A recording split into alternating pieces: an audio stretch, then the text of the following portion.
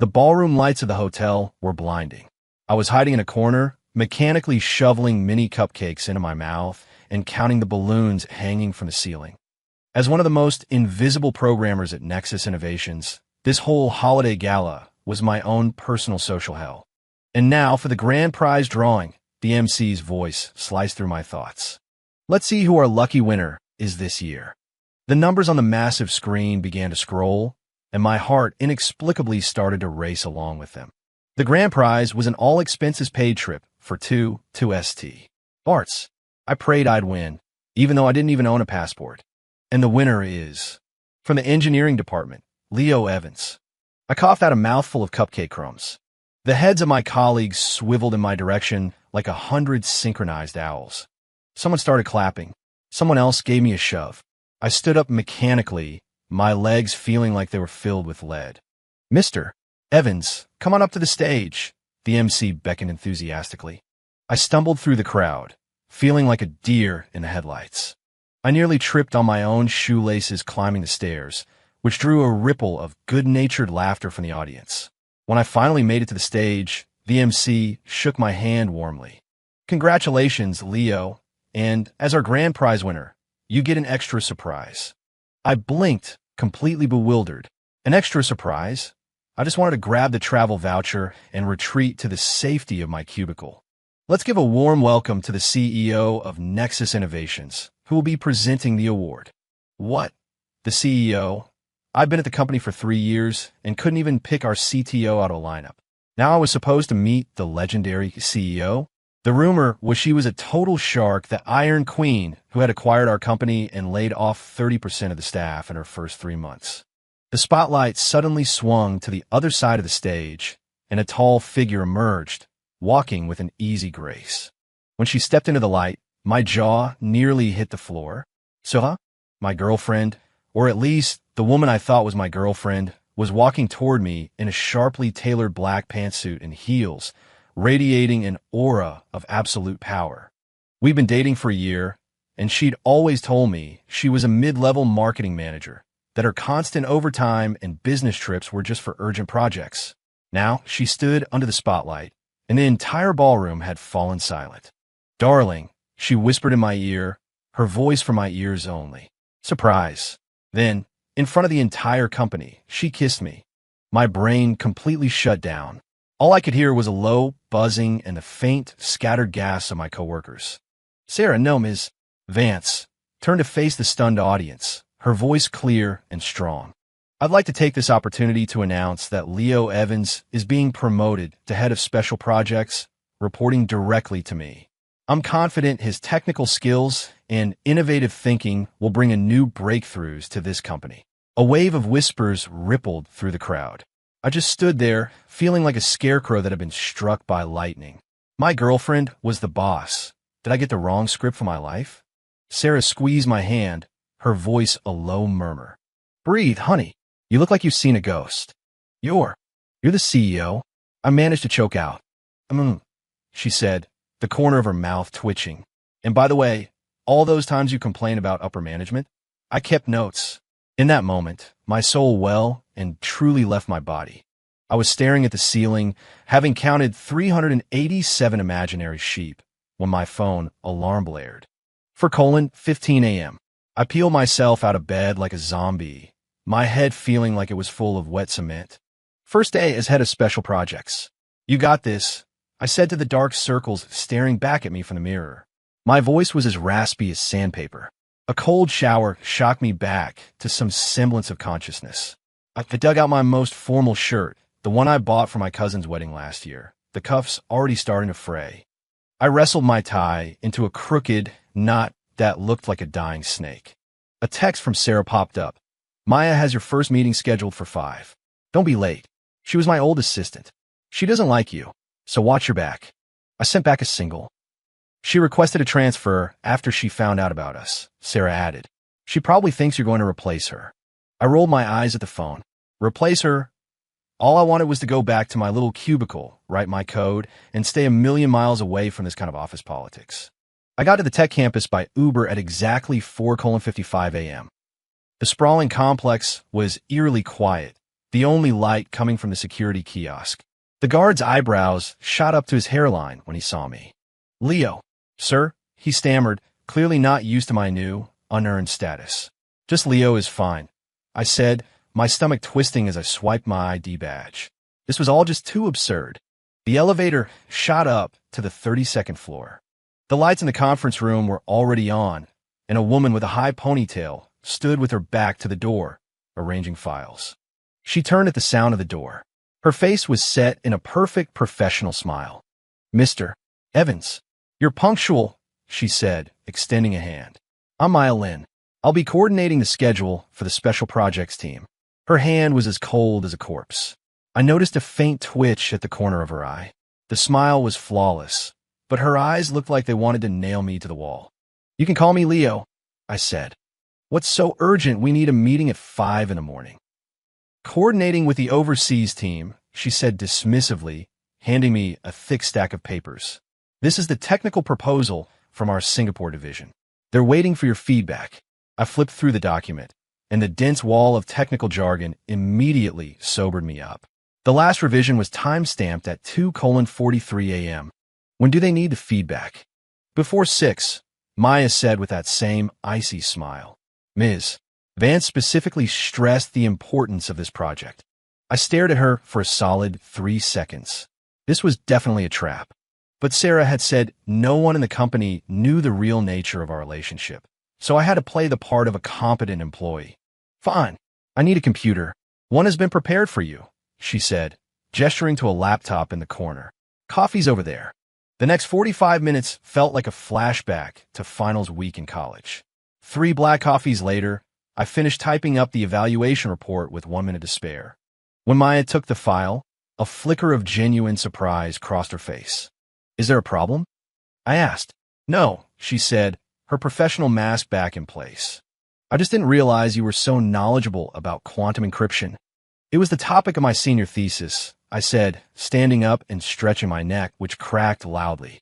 "Any other meetings?" "At 10 o'clock, a technical review with the CTO, Marcus Thorne," she said. "You can wait in the lounge outside, Miss Vance's office. It's quieter there." The lounge outside Sarah's office was indeed quiet as a museum exhibit. Leather sofas, modern art on the walls, and a floor-to-ceiling window overlooking the entire city. I collapsed onto a sofa, feeling like I'd been unwillingly cast in a reality show about the rich and powerful. My phone buzzed. A text from Sarah. "You alive?" "Barely. Maya Lin is trying to kill me." "She gave you the Singapore encryption proposal?" "Yep. 6 a.m. Deadline." "It took my best tech team 3 months to crack that proposal," Sarah replied. "How'd you do it?" I was about to type my response when I heard footsteps. I quickly locked my phone. Sarah walked in, dressed in that same familiar black power suit, flanked by a few other executives. She gave me a brief, professional nod as she passed. "Leo, are you prepared for the 10 o'clock meeting?" "Yes, Ms. Vance," I said, standing up like a student summoned by the principal. As she walked by, her fingers brushed against the back of my hand, so quickly it might have been my imagination. A jolt of electricity shot up my spine from the point of contact. The meeting that followed felt like a carefully staged play. Marcus Thorne, the company CTO, a man in his early 40s with a receding hairline, bombarded me with a relentless assault of technical jargon. I had to summon every last brain cell just to keep up with his pace. "So you're suggesting our entire data lake architecture is fundamentally flawed?" Marcus asked, his eyes narrowing. The room fell silent. I realized this was a test. Everyone was looking at me, including Sarah. She was leaning back in her chair, her expression unreadable. "Not flawed," I heard myself say. "Overdesigned. We're dealing with user behavior data, not nuclear launch codes. The 16 layers of encryption you designed are like using a bank vault to store marshmallows. It's secure, but it's completely unnecessary." There was a moment of silence. Then, Marcus Thorne suddenly burst out laughing. "Well said," he exclaimed, slapping the table. "I like a guy who gets straight to the point." After the meeting, a couple of the tech leads came over and asked for my contact info. It seemed I had survived the first round of trials. During my lunch break, I was hiding in a fire escape, eating a sandwich when the door creaked open. Sarah slipped inside. The fire escape. Really? She said, snatching my sandwich and taking a bite. Is this how the CEO's boyfriend gets treated? You almost gave me a heart attack, I hissed, keeping my voice low. Why didn't you tell me you were the CEO sooner? And what would have happened if I had? She countered, tilting her head. Would you have debated with Marcus Thorne as naturally as you just did? Or would you have been so nervous you'd pee your pants every time you had a meeting? I couldn't argue with that. If I had known who she was, I probably would have stammered through her dates. You did well today, she said suddenly, her fingers toying with my horribly knotted tie. Though your tie-tying skills are atrocious. Maya hates me. She hates anyone who gets close to me, Sarah said, straightening my collar. Don't worry about her. She's all bark and no bite. That encryption proposal was a trap, she confirmed with a nod. But you navigated it perfectly. Marcus is impressed, and that's important. Why? She was about to answer when her phone rang.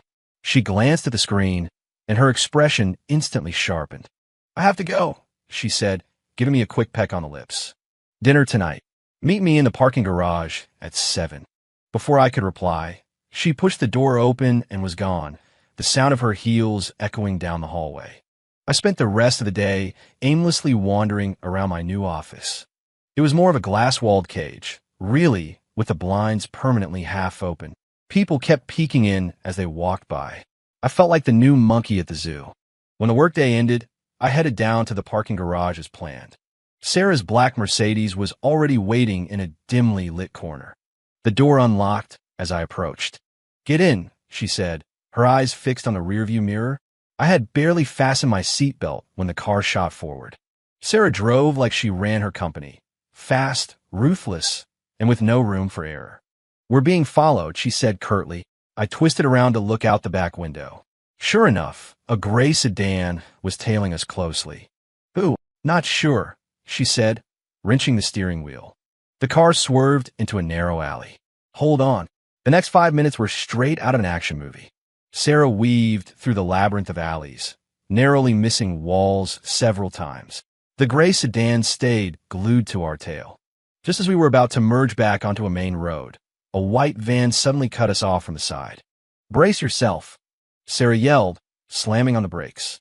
With a screech of tortured tires, the two vehicles boxed us in. 3 masked men jumped out of the gray sedan, holding something in their hands. Get down, Sarah shouted, shoving my head down. The driver's side window suddenly spiderwebbed. A silenced pistol. My heart was about to beat out of my chest. Sarah had already pulled a black handgun from the glove compartment. Stay in the car, she commanded, her voice terrifyingly calm. Before I could process what was happening, she pushed the door open, rolling out just as a second shot shattered the space where her head had been. I watched, stunned, as she returned fire, her movements as fluid as a movie stunt double's. One of the masked men crumpled to the ground. The other 2 split up. One of them suddenly rushed toward my side of the car. On pure instinct, I kicked my door open, slamming into his knee. The man cried out in pain. I seized the opportunity, lunging at him, and using a judo throw I'd learned in a college club to slam him to the pavement. Leo, Sarah yelled. I looked up just in time to see the third attacker raising his gun, aiming at Sarah's back. Without thinking, I grabbed a loose brick from the ground and hurled it. It hit the man's wrist with a sickening crunch, and his gun clattered to the ground. The sound of police sirens grew closer. The remaining attackers quickly retreated, dragging their injured accomplice into the van and speeding away. Sarah ran back to my side, cupping my face in her hands. Are you okay? You know how to use a gun? I asked, my voice trembling. Brazilian Jiu-Jitsu black belt, marksman champion, and I took a few Krav Maga classes, she said, quickly checking me for injuries. The real question is you. Where did you learn that move? College judo club. I panted, still trying to catch my breath. I took second place in the nationals. Sarah stared at me for a few seconds, then burst out laughing. My little programmer knows how to fight. There's a lot you don't know about me, I muttered, my legs still shaking. The police arrived and took a brief statement. Sarah downplayed the incident, suggesting it was likely intimidation from a business competitor and declining to press for a further investigation. The drive back to her place was silent. It wasn't until we were showered and lying in bed that a question surfaced in my mind. Who were those people? Why did they attack us? Sarah lay with her back to me, her shoulders tense. I don't know, but I'm going to find out. I reached out and turned her to face me, seeing an emotion in her eyes I had never seen before: fear, anger, a mixture of both. Tell me the truth, I said softly. This has something to do with you suddenly going public with our relationship, doesn't it? She was quiet for a long time before finally letting out a sigh. Maybe. I need some time to confirm a few things. I'm your boyfriend, not your employee, I said, taking her hand. Don't keep me in the dark. Sarah hesitated, a rare sight, before finally nodding. Give me 3 days. If my theory is right, I'll tell you everything. I held her as she fell asleep that night, half dreaming, half awake. Just before I drifted off, I heard her whisper, I'm sorry I dragged you into this. Hashtag chapter 3. The unveiling plot. 3 days later, I was sprawled on the Italian sofa in Sarah's apartment. A piece of furniture that cost more than my last 6 months' rent, poring over a stack of encrypted financial documents. Sunlight streamed through the floor-to-ceiling windows, casting bright patches on the papers. My eyes ached. Sarah emerged from the bedroom barefoot, her hair casually tied up in a ponytail, wearing one of my old college t-shirts. It was infinitely more charming than any of her designer power suits. She handed me one of the 2 mugs of coffee she was carrying. See anything? She asked, settling on the sofa next to me, a faint scent of shower gel clinging to her. I pushed a document toward her, pointing to several highlighted lines. These cash flows are weird. On the surface, they're payments to outsourced development teams, but the recipients are all shell corporations. Sarah's lips curved into a slight smile. Go on. And the timing is suspicious, I said, flipping to another page. Every time there's a large transfer, the company's stock mysteriously dips within a week, then quickly rebounds. Short selling, Sarah said, taking a sip of coffee. Someone is using inside information to manipulate our stock. I frowned. That would require cooperation from someone at the executive level. Who do you suspect? Sarah put her mug down and pulled a photograph from a drawer in the coffee table, sliding it in front of me. It was a picture of her with several middle-aged men and women in suits at some ribbon-cutting ceremony. Recognize him? She asked, pointing to a man on the far right with graying temples and a kind smile. I shook my head. Arthur Vance. My uncle, the company's former CEO. Sarah's voice turned cold. And my legal guardian until I turned 18. I caught the strange tone in her voice. You two aren't on good terms. Sarah's fingers traced the rim of her mug. After my parents died in a car crash, he took over the company and became my guardian. To the world, he was the benevolent uncle. Behind closed doors. She paused. It doesn't matter. What matters is that I suspect he's colluding with Marcus Thorne, embezzling company funds through fake projects and shorting the stock. Do you have proof? Not enough to make it stick, Sarah said, shaking her head. Which is why I need your help. I put down my coffee, a sudden understanding dawning on me. So, you going public with our relationship was a way to flush them out, Sarah said, looking me directly in the eye. If I suddenly had a serious partner, and that partner was given an unprecedented promotion, I knew they wouldn't be able to sit still. A wave of discomfort washed over me as I realized I'd been used as bait. You had a plan all along, and you didn't tell me? I needed your reactions to be genuine, Sarah said, a rare hint of apology in her voice. If I told you beforehand, do you think you could have acted so convincingly in front of Marcus? I thought back to Marcus Thorne's scrutinizing gaze during the tech meeting, and my stomach clenched. It wasn't a test for a newcomer. It was an assessment of a potential threat. What's the plan now? I asked.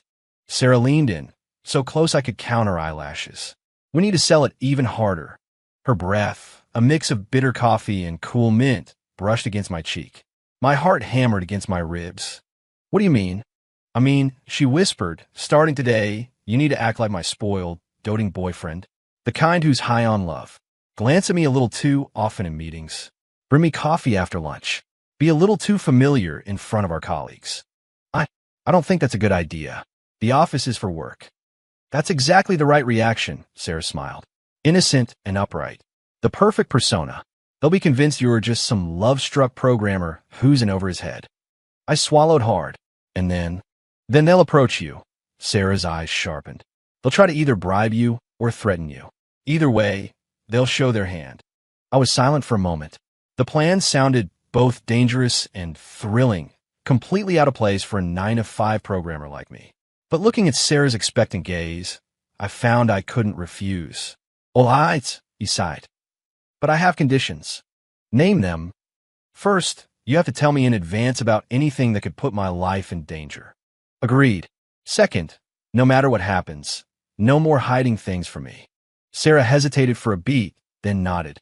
"Okay." "And third," I said, suddenly pulling her closer, "if we're going to be acting, we need to rehearse." Before she could react, I kissed her. It started as a playful prank, but it quickly deepened into something more serious. Sarah was surprised at first, then responded with even more passion. When we finally broke apart, we were both breathless. "Not bad for a rehearsal," Sarah said, licking her lips. "It seems you have a lot of skills I don't know about." My face flushed, and I quickly changed the subject. "So Marcus Thorne is the key?" "Yes," Sarah said, straightening the collar I had rumpled. "He's in charge of the entire tech division, including all data security. The digital footprints of those fraudulent transactions couldn't have been covered up so well without his help. Why not just fire him? It would tip them off." Sarah shook her head. "I need to catch them all in one net, including the mastermind, my uncle." I noticed her fingers tighten unconsciously when she said the word uncle. There was clearly more to that story, but now wasn't the time to ask. "What I need to do? Just act normal at work, but start paying close attention to details related to data security," Sarah said. "Marcus will probably test you, give you access to sensitive systems. Accept it, but don't seem too eager." This sounds like a spy movie. "Welcome to my world," Sarah said, standing up and pulling me to my feet. "Now, let's go to the office and continue the show. Remember, you're the CEO's spoiled new boyfriend. You're allowed to be a little cocky." "That's not my personality. That's why it's called acting," she said, pinching my cheek. "By the way, you look cute today." My ears turned bright red.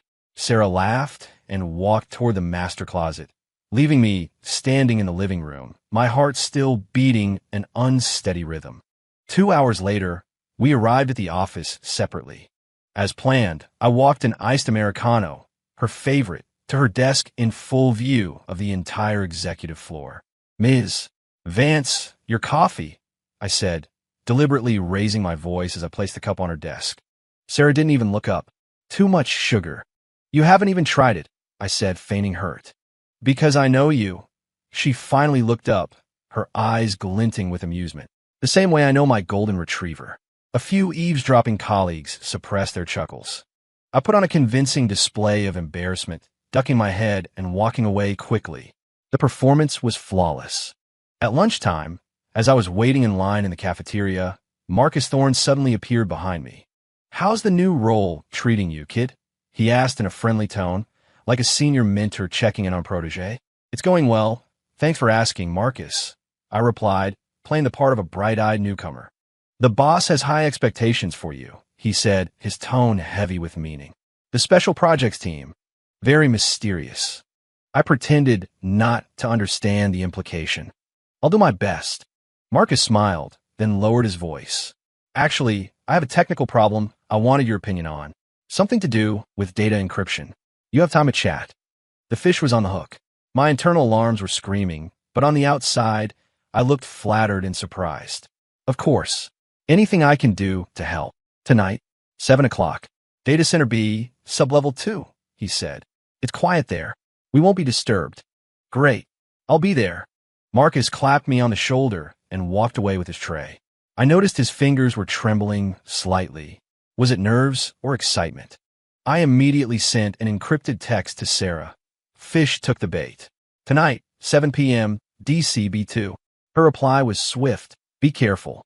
He has the authority to disable the surveillance cameras in there." It was obviously a trap, but we had no other choice. For the rest of the afternoon, I ran through every possible scenario and contingency. Just before quitting time, Sarah called me into her office and, in front of several senior managers, affectionately straightened my tie. "Working late tonight?"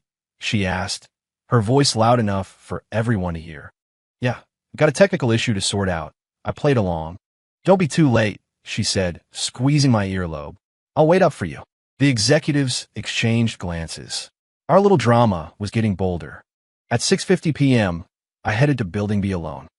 The auxiliary building housed servers and equipment and was mostly deserted after hours. The elevator descended to the second sublevel, and when the doors opened, the hallway lights flickered, casting an eerie, ominous glow.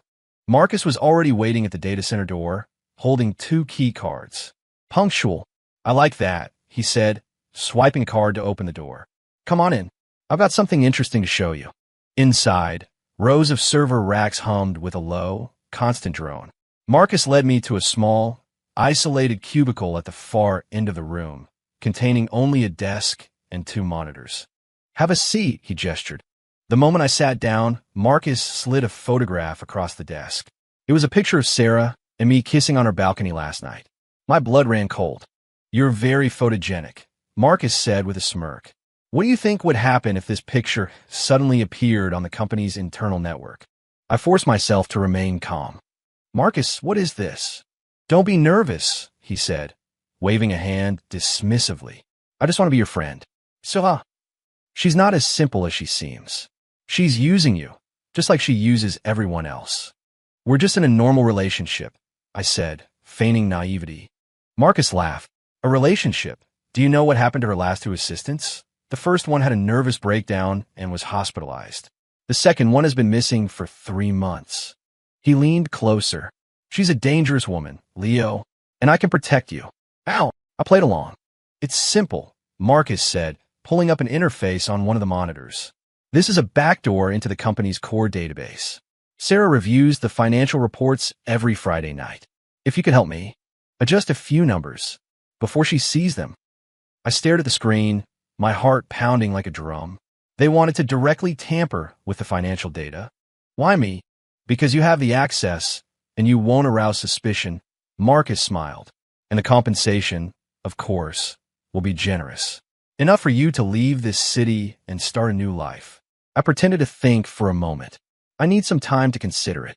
Of course, Marcus said, handing me a business card. My phone is on 24/7, but don't take too long. I need an answer before Friday. By the time I left the data center, my shirt was soaked with cold sweat.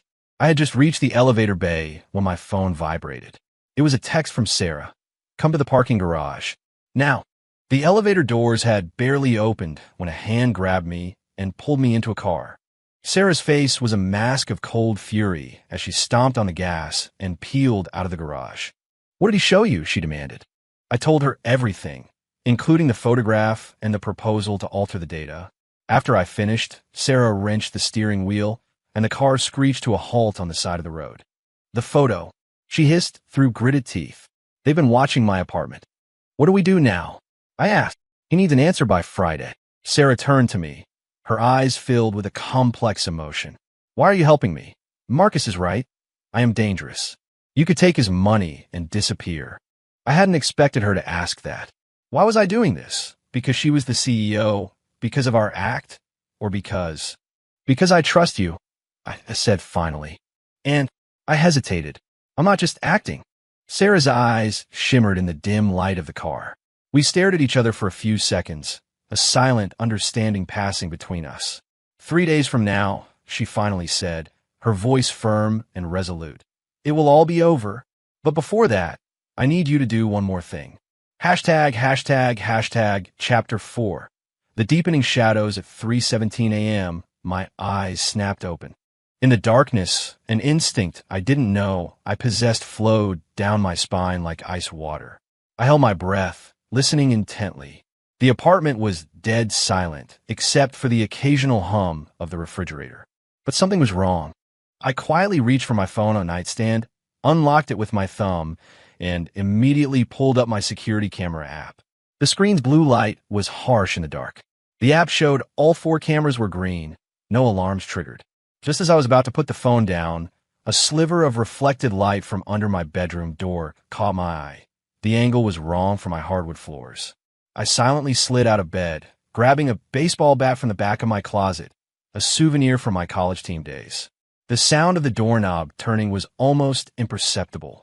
I flattened myself against the wall, my own heartbeat so loud I thought it would shatter my eardrums. The door swung open, and a dark figure slipped inside. I swung the bat.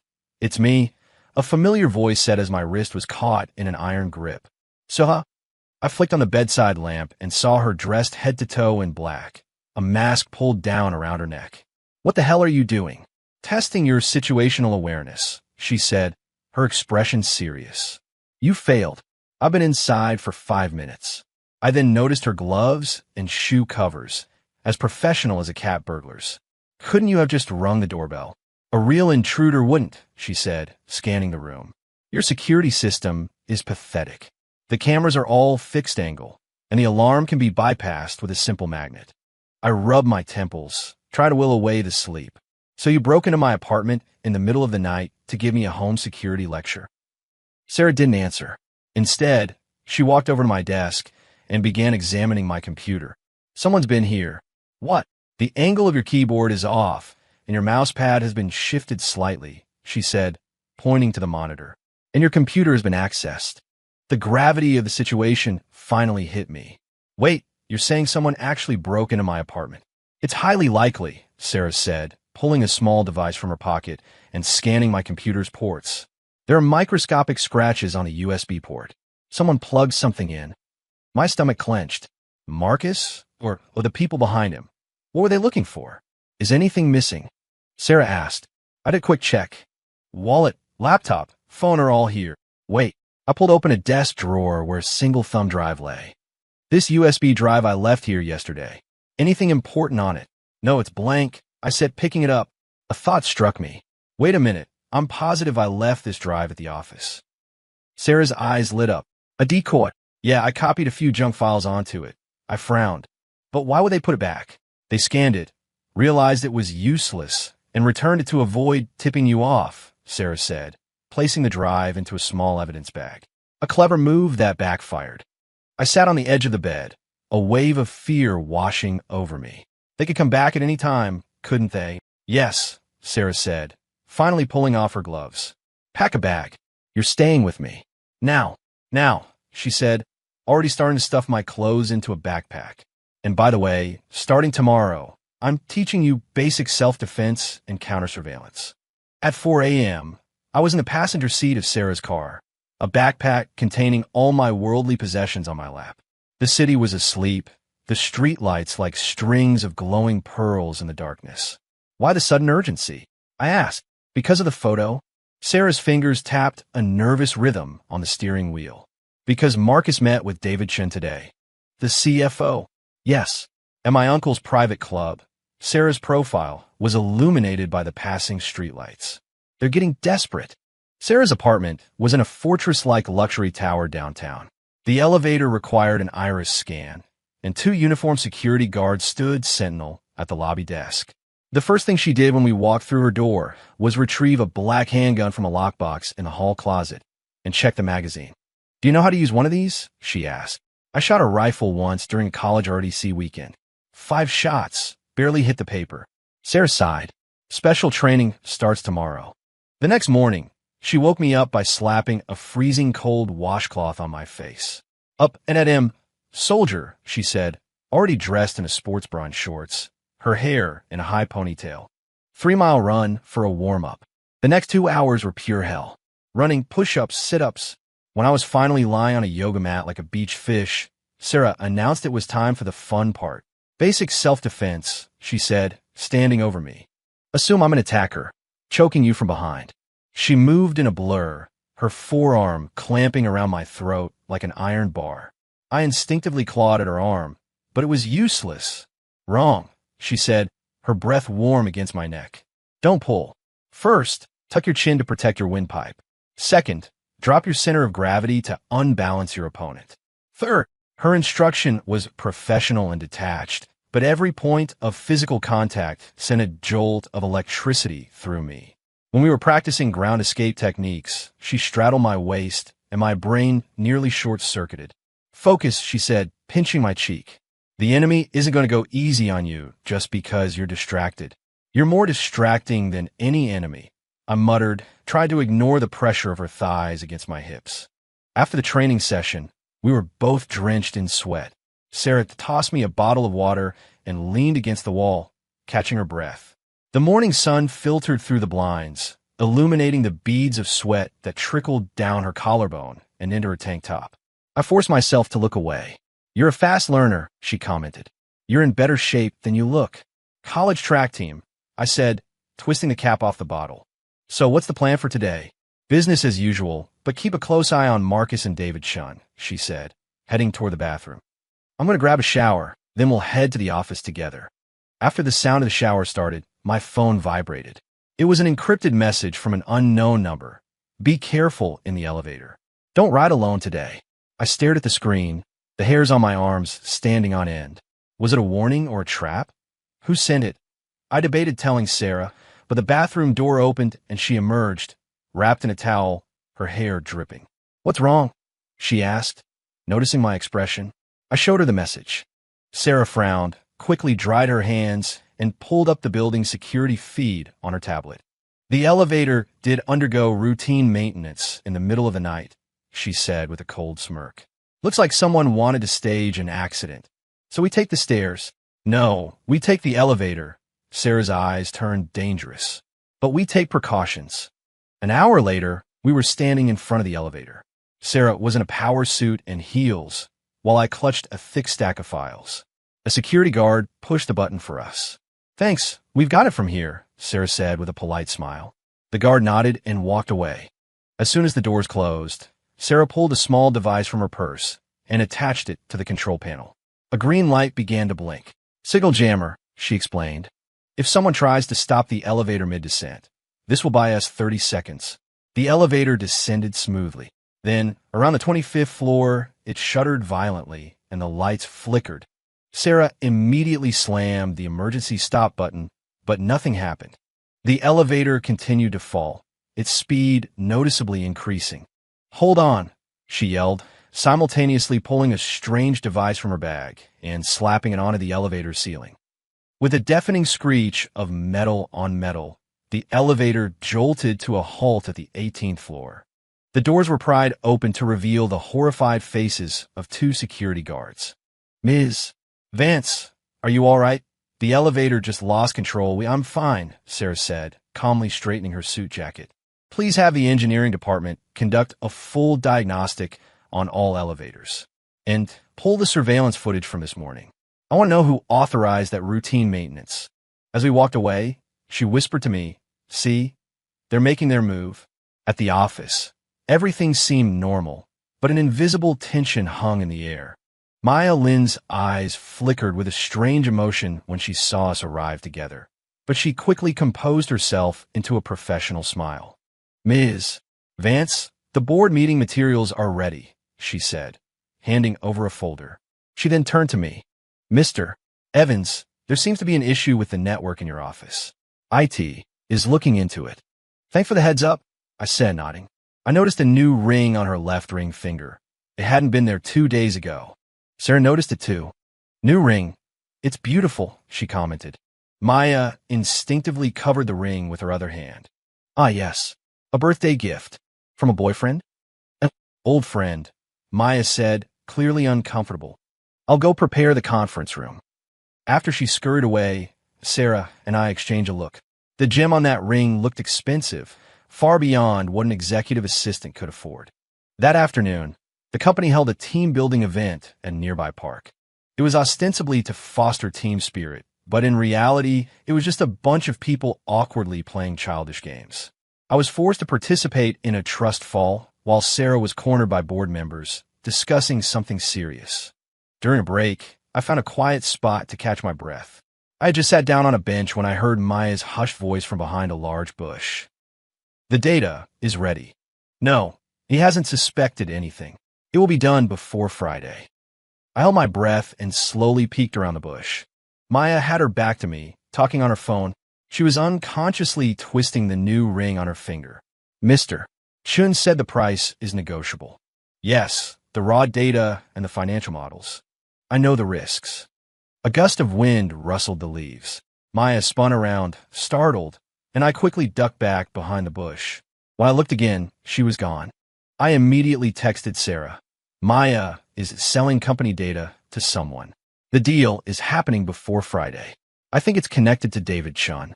Sarah's reply was immediate. Keep watching her, but don't tip her off. We'll talk tonight. After the team-building event, Sarah called a surprise executive meeting. As the head of special projects, I was also invited. In the conference room, David Chun, a man in his late 50s with thinning hair, was handing out financial reports. Third quarter performance exceeded expectations, he said with a smile, though his eyes kept darting towards Sarah, particularly the growth in the Asia-Pacific region. Sarah flipped through the report, her face a mask of indifference. Why did R&D spending increase by 37% compared to the same quarter last year? New project investments, Marcus Thorne chimed in, especially in the quantum encryption space. The equipment is very costly. Is that so? Sarah turned to me. Leo, in your technical evaluation report, you mentioned that the quantum encryption equipment we use is leased, not purchased. The cost should have decreased by 15%. All eyes in the room swiveled to me. I cleared my throat. That's correct. According to the contract terms, we pay a monthly licensing fee. There are no major capital expenditures. Beads of sweat began to form on David Chen's forehead. Well, that might just be a difference in accounting methods. Bring me the original contracts and invoices, Sarah said coldly. Now, the atmosphere in the room froze. David Chun looked pleadingly at Marcus Thorne, who was pretending to be engrossed in his laptop. That might take some time to gather, David stammered. Then have them on my desk by 9 a.m. tomorrow, Sarah said, closing her folder. Meeting adjourned. The executives filed out, whispering amongst themselves. Marcus was the last to leave, giving me a long, meaningful look at the door. Back in Sarah's office, she immediately locked the door and drew the blinds. They're destroying evidence, she said, pulling up a security feed on her phone that showed David Chen frantically rummaging through files in his office. Good thing I backed up all the original data months ago. The deal Maya mentioned. It's most likely our core algorithms and customer database, Sarah said, biting her lower lip. That's worth billions. If it leaks, the company is finished. And it's happening by Friday. The day before the auditors arrive, Sarah nodded. Perfect timing. Once the audit begins, the books will be scrutinized. The entire plan clicked into place for me. So they're going to complete the sale before the audit, then stage some kind of accident to make you take the fall? Or just make me disappear, Sarah said calmly, as if discussing the weather. Like that out-of-control elevator. A knot of ice formed in my stomach. This wasn't a corporate spy movie anymore. This was a real threat to her life. We have to stop them, I said. We will, Sarah said, suddenly taking my hand. But first, you need to learn how to protect yourself. Training continues tonight. Her hand was warm and strong. In that moment, I was no longer the boyfriend acting a part to help an investigation. I was her partner, standing by her side. And something deeper than friendship, more complex than a simple romance, was quietly growing between us. At 7:15 a.m., I was jolted awake by the piercing shriek of a smoke alarm. I stumbled out of the guest room to find Sarah's open-concept kitchen shrouded in thick smoke. She stood there, brandishing a spatula, frowning at a blackened lump in a frying pan. Amid the alarm's wail, she wore my old t-shirt and an oversized apron, her hair thrown into a messy bun, a few sweaty strands stuck to her cheeks. Morning, she said without turning around, as if this kitchen catastrophe was a perfectly normal breakfast routine. Give me 5 more minutes. Are you cooking? I asked in disbelief, rushing to turn on the exhaust fan and open every window. Obviously, she said, poking the charred object. Scrambled eggs? In theory, it should be simple. Those are scrambled eggs? I peered closer. They look more like a carbon specimen. Sarah shot me a glare. Go wait at the table. If I wait any longer, the fire department will be here, I said, taking the spatula, turning off the heat, and scraping the eggs into the trash. What's with the sudden urge to cook? For the first time, Sarah looked genuinely flustered. She turned and pulled a small cream cake from the refrigerator. Scrawled across the top in wobbly icing were the words, "Happy birthday, Leo." I blinked. How did you know it was my birthday? Employee file. She shrugged, though the tips of her ears turned a faint pink. I wanted to surprise you. I looked at this woman who could silence a boardroom with a single glance, now pouting over her failed attempt at eggs, and felt a warmth spread through my chest. "This is already a surprise," I said softly. "I never really celebrate my birthday." Sarah looked up. "Why not?" "After my parents divorced, no one really remembered," I said with a shrug, taking the cake from her and setting it on the table. "Once I got to college and started working, I just got used to it." Sarah was quiet for a moment, then she reached out, dabbed a finger in the frosting, and dotted it on the tip of my nose. "Well, starting this year, you'd better get used to celebrating it." I froze for a second, then retaliated, smearing a streak of frosting across her cheek. Sarah's eyes widened, as if she couldn't believe anyone would dare. The next moment, we were like two kids in a full-blown frosting war, laughing until the kitchen counter and both of us were covered in cream. "Truce." Sarah finally surrendered, leaning breathlessly against the fridge. "I give up." She was ridiculously cute, frosting her hair, a smudge of sugar on her nose, the collar of the t-shirt slipping to one side to reveal her collarbone. I fought the overwhelming urge to kiss her and turned to find a cloth instead. "We need to clean this up before the cleaning lady sees it." As we cleaned, Sarah insisted on helping, which only resulted in spreading the frosting over more surfaces. Eventually, we gave up and decided to order takeout. "So," I asked, wiping down the table, "you've never cooked before?" Sarah shook her head. "There are chefs, delivery, restaurants. It was never necessary. But you decided to try today. Just eat your cake," she said, cutting a slice and pushing it toward me, but her eyes were soft. After the takeout arrived, we ate pizza in the frosting-scented kitchen. Sarah even found candles and insisted I make a wish. "3 wishes," she said, lighting them. "Say the first 2 out loud. Keep the third one for yourself." "Where did that rule come from?" "My house," she said, her expression darkening for a fraction of a second. "My mom used to say it." Watching her face flicker in the candlelight, I decided to play along. "First, I wish the company gets through this crisis." "Too corporate." "Try again." "Fine. I wish I could learn to cook one dish that won't kill anyone." Sarah chuckled. "Approved."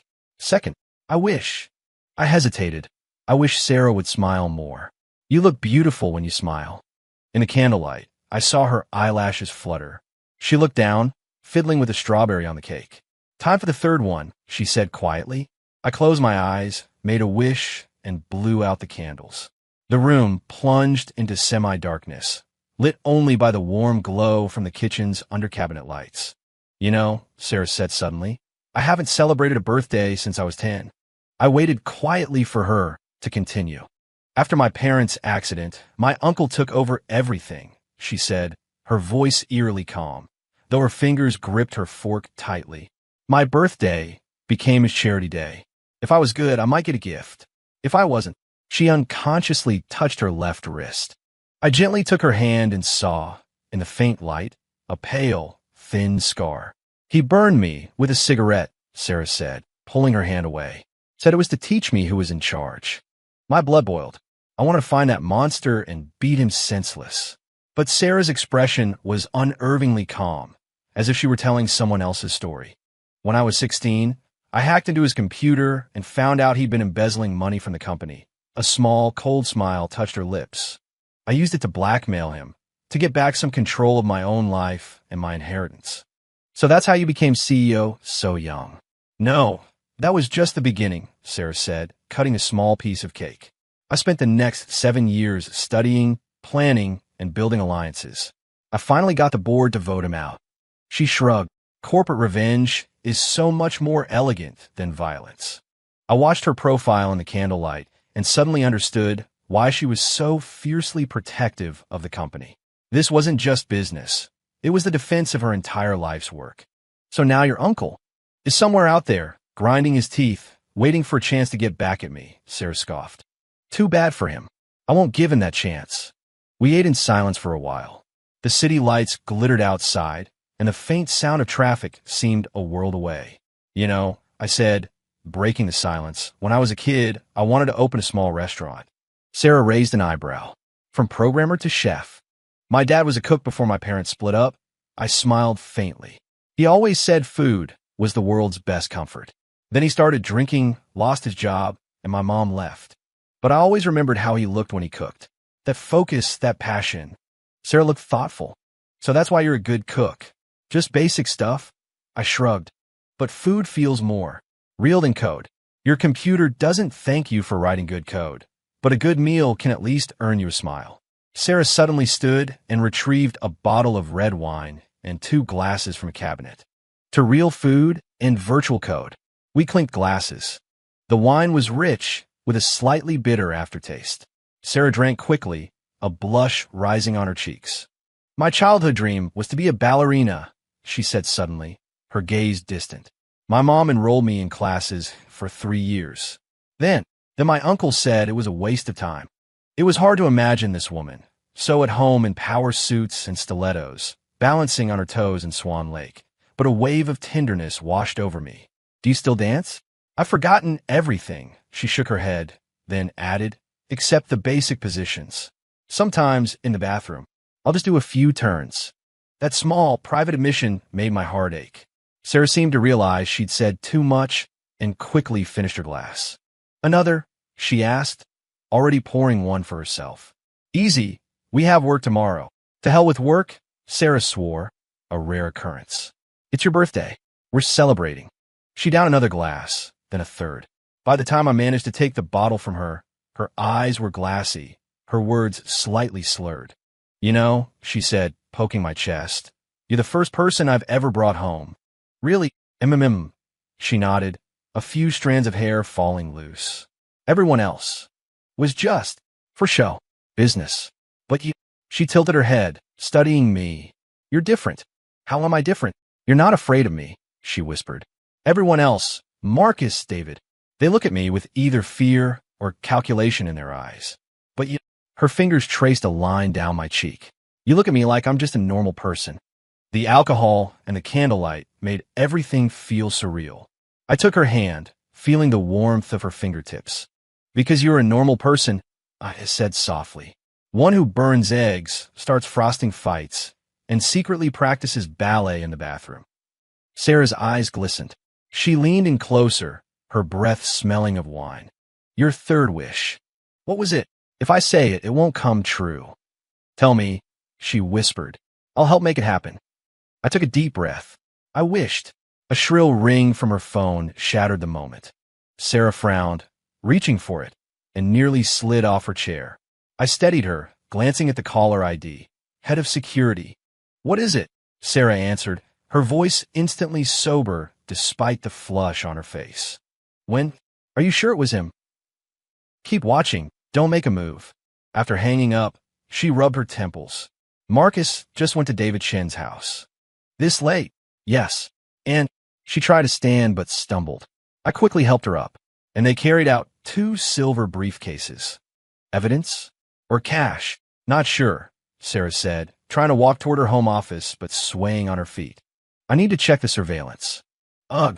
She suddenly covered her mouth, and I rushed her to the bathroom. 3 glasses of wine, plus cake and pizza, were clearly too much for her system. After she was done, I gave her some water and a towel, then half-carried her to the bedroom. She lay on the bed, pale but looking more clear-eyed. Sorry for ruining your birthday, she murmured.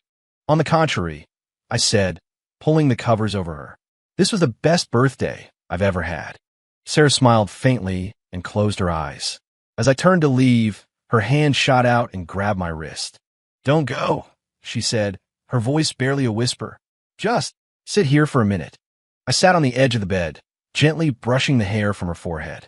On the verge of sleep, she looked young and vulnerable, nothing like the formidable CEO who commanded boardrooms. My third wish, I whispered, sure she was already asleep, was that one day you would trust me as much as I trust you. Moonlight filtered through a crack in the curtains, tracing her quiet silhouette. I leaned down and placed a soft kiss on her forehead, then slipped out of the room. The next morning, the smell of coffee woke me. Sarah was already dressed and in the kitchen, this time simply brewing coffee and making toast. Morning, she said, handing me a mug. Last night. Thank you. Anytime, I replied, taking the coffee. Any news on Marcus? Surveillance shows them exchanging the briefcases, but the contents are unclear, Sarah said, back to her usual calm demeanor. However, Maya Lin called in sick this morning. Coincidence? There are no coincidences, she said, taking a sip of coffee. Not 3 days before an audit. I was about to ask more when Sarah's phone rang. She glanced at the screen, and her face went pale. The audit's been moved up. It starts this afternoon. What? But it was scheduled for Friday. They know we're on to them, Sarah said, standing up abruptly. We have to move now. You handle the tech side. Look for any suspicious data modification logs. I'll deal with the auditors. How much time do we have? 4 hours, tops, she said, grabbing her coat and bag. We need concrete proof by noon, or else. She didn't finish, but we both knew the consequences. If the audit started without solid evidence, Sarah would likely be suspended, giving Marcus and her uncle all the time they needed to erase their tracks. I quickly showered and dressed. As we were leaving, Sarah suddenly pulled me to a stop and gave me a quick, urgent kiss. Be careful, she whispered. If you find anything, call me immediately. Don't act alone. This kiss was nothing like last night's tender moments. It was filled with urgency and fear. I nodded, squeezing her hand. In the elevator, we stood apart, back in our roles as CEO and department head. But as we walked out of the lobby, a familiar gray sedan slowly drove past. Sarah's fingers dug into my arm. That's the car that followed us last night. I pretended to adjust my tie, watching the car in my peripheral vision. The windows were tinted, but the license plate was the same. They're watching your apartment and the office, I said in a low voice. And now they're here. This is no coincidence, Sarah said, releasing my arm, her voice returning to a normal volume. Leo, you go on ahead to the office. I have a personal matter to attend to. She gave me a meaningful look, then walked toward her car. I understood her intent, split up, reduce the risk. On my way to the subway, I kept glancing over my shoulder. After a few turns, I spotted him, a man in a baseball cap, keeping a consistent distance. I ducked into a coffee shop, slipped out the back entrance, and managed to lose him. The company lobby was unusually quiet. Even the receptionist was a new face. In the elevator, I ran into Kevin from IT. Leo, he whispered, the system's been acting weird this morning. Marcus had us run a full diagnostic on all the backup servers. What kind of weird? I don't know, but he glanced around. It looks like a bunch of files in the finance department were modified. The timestamps are all from last week, but the modification logs were generated at 3 a.m. today. My heart hammered against my ribs. Are there backups? The standard backups were all overwritten, Kevin hesitated. But I made a private mirror image on my external hard drive. Why? Just a gut feeling, he shrugged. Marcus has been requesting too many weird, off-protocol operations lately. I wanted some insurance. I was about to say more when the elevator stopped at the engineering floor. The doors opened to reveal Marcus Thorne, standing there with a thunderous expression on his face. Leo, he said coldly. My office.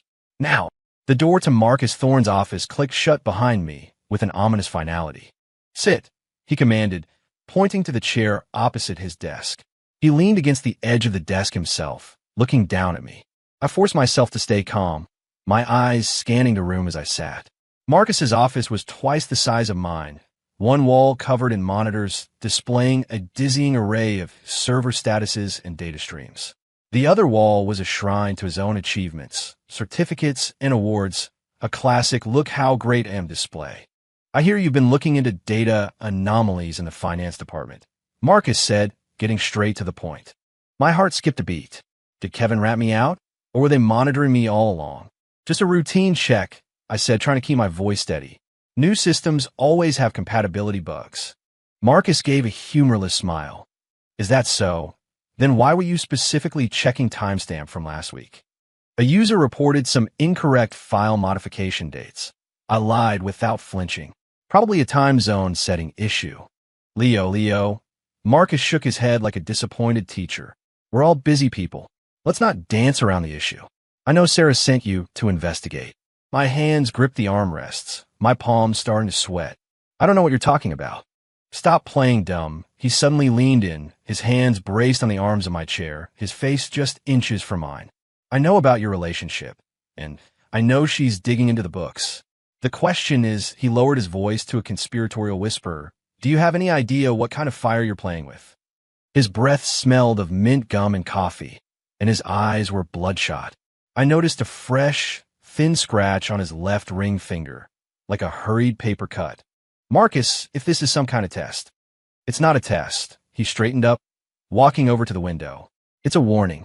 Sarah isn't who you think she is. She'll use you up and throw you away like trash. I secretly breathed a sigh of relief. He thought I was just a pawn, unaware that Sarah and I were working together. I'm just doing my job, I said calmly. Marcus spun around, his face contorting with rage. Your job is to help that bitch destroy this company, to ruin everything we've all worked for. I tensed, instinctively preparing for a physical attack, but just as quickly, he composed himself, even smoothing his tie. Sorry, he said with a fake smile. Lost my cool. The pressure has been immense lately. The audit being moved up has everyone on edge. I understand, I said, slowly getting to my feet. If there's nothing else. Wait, he said, walking back to his desk and pulling a USB drive from a drawer. I have a technical document here I need you to evaluate. Give me your feedback by tomorrow. I took the drive.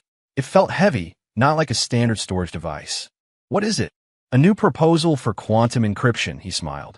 You're the expert on that, right? My shirt was soaked through by the time I walked out of his office. The USB drive in my pocket felt like a hot coal. Marcus was clearly testing me, maybe even setting a trap. Back in my own office, I locked the door, pulled down the blinds, and retrieved an old air-gapped laptop from a drawer, one I kept offline specifically for examining suspicious files. I plugged in the drive and booted up a sandboxed virtual machine. The drive contained a single encrypted folder. I tried a few common passwords with no luck. Just as I was about to give up, a thought occurred to me. I typed in Sarah's birthday. The folder opened. Inside was a video file and several documents. The video was of Sarah and me during our frosting fight in her kitchen, clearly filmed from outside the window. The documents were a detailed dossier on me, my family history, education, even my college dating record. The most disturbing file was the last one, titled Contingency Plan. It detailed several scenarios for an accidental death, including a car crash, a fall from a height, and food poisoning. My photo was attached to the last page, a red question mark drawn over it. My phone vibrated. A text from Sarah. Emergency. David Chun is missing. Audit postponed until tomorrow. What's your status? I quickly replied. Marcus gave me a USB. It has surveillance video of us and a full background check on me. Also an accident plan. Sarah called immediately. Leave the building now. Her voice was taut with urgency. Take the fire escape, not the elevator. There's a car waiting for you at the back entrance. Is it that serious? They're making their move, she said, her voice low. I suspect David didn't just disappear. He took the evidence and ran. I quickly packed my things, placing the USB drive in an anti-static bag in my pocket. As I opened my office door, I saw Maya Lin standing in the hallway, pretending to arrange some files. Mr. Evans, she smiled. Mr. Thorne sent me to pick up that evaluation report. It's not finished yet, I said, sidestepping her. Tell him I'll have it for him tomorrow. But he said it was urgent.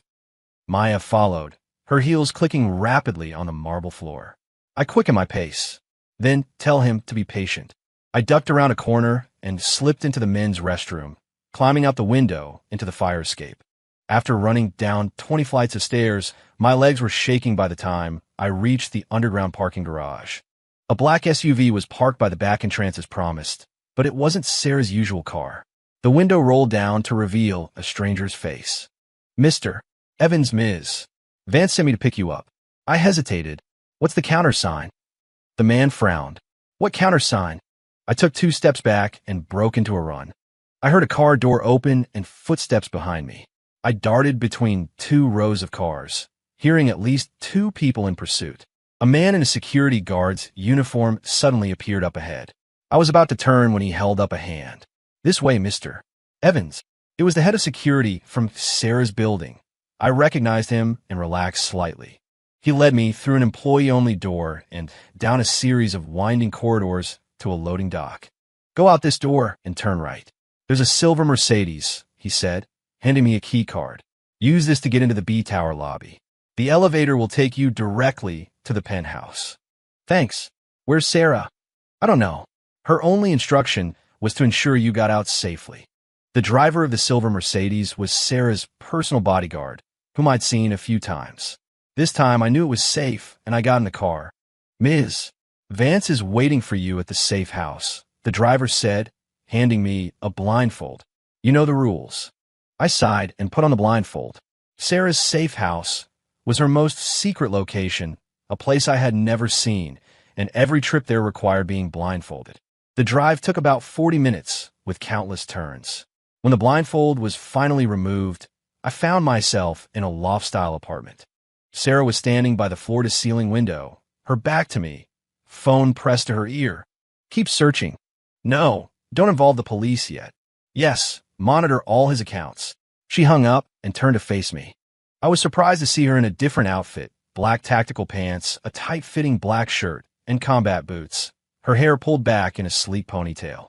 More striking was the distinct outline of a handgun holstered at her hip. "Whoa," I raised an eyebrow.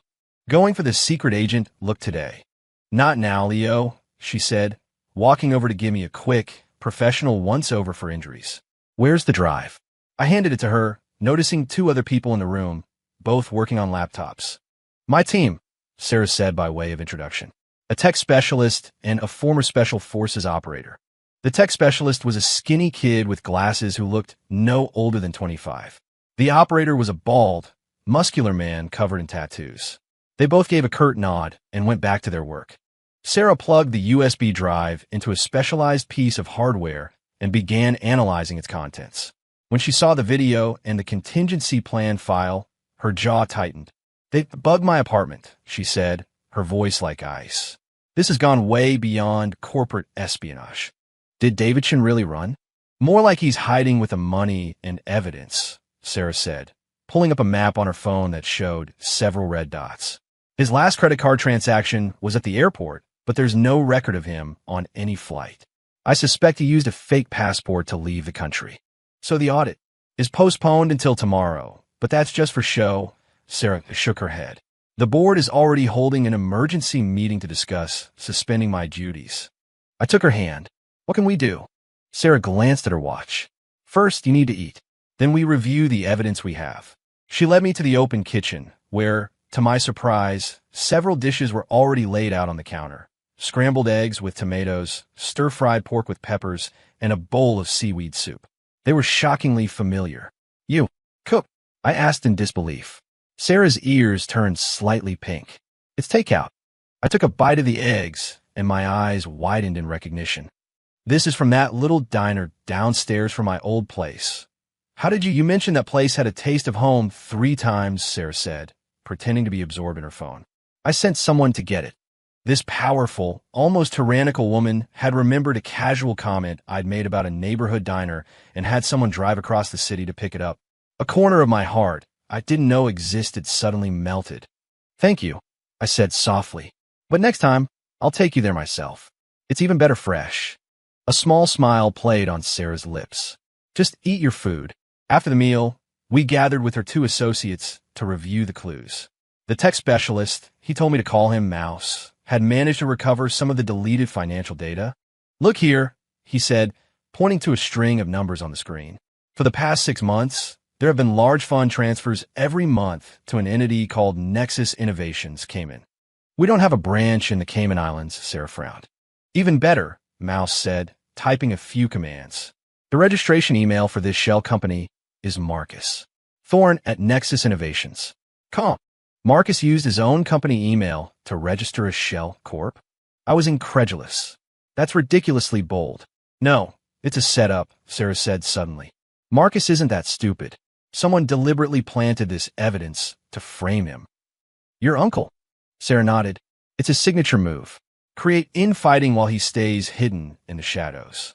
The bald operator, he insisted on being called Deacon, handed us a surveillance report. "David Chun went to a bank's safe deposit box late last night. 2 hours later, he showed up at this address." The address was a villa in the suburbs, registered to an offshore company. "We need to get inside," Sarah decided. "That's too dangerous," I objected. "If that's your uncle's stronghold." "Which is exactly why we need to go," Sarah's eyes glinted dangerously. "He must have left something behind." After some debate, we reached a compromise. Sarah and Deacon would scout the villa, while Mouse and I stayed at the safe house to continue analyzing the data. After they left, Mouse suddenly asked me, "Are you two actually dating?" I nearly choked on my water. "What?" "The boss," Mouse said, pushing his glasses up his nose. I've never seen her be so human with anyone before. I didn't know how to answer. In theory, we were dating, but it had started as an act. And now, the frosting fight, the birthday cake, the takeout from my old neighborhood, that was all far beyond the scope of acting. "It's complicated," I finally said. Mouse gave me a knowing look and didn't press the issue. At 2 a.m., Sarah and Deacon returned, carrying a silver briefcase.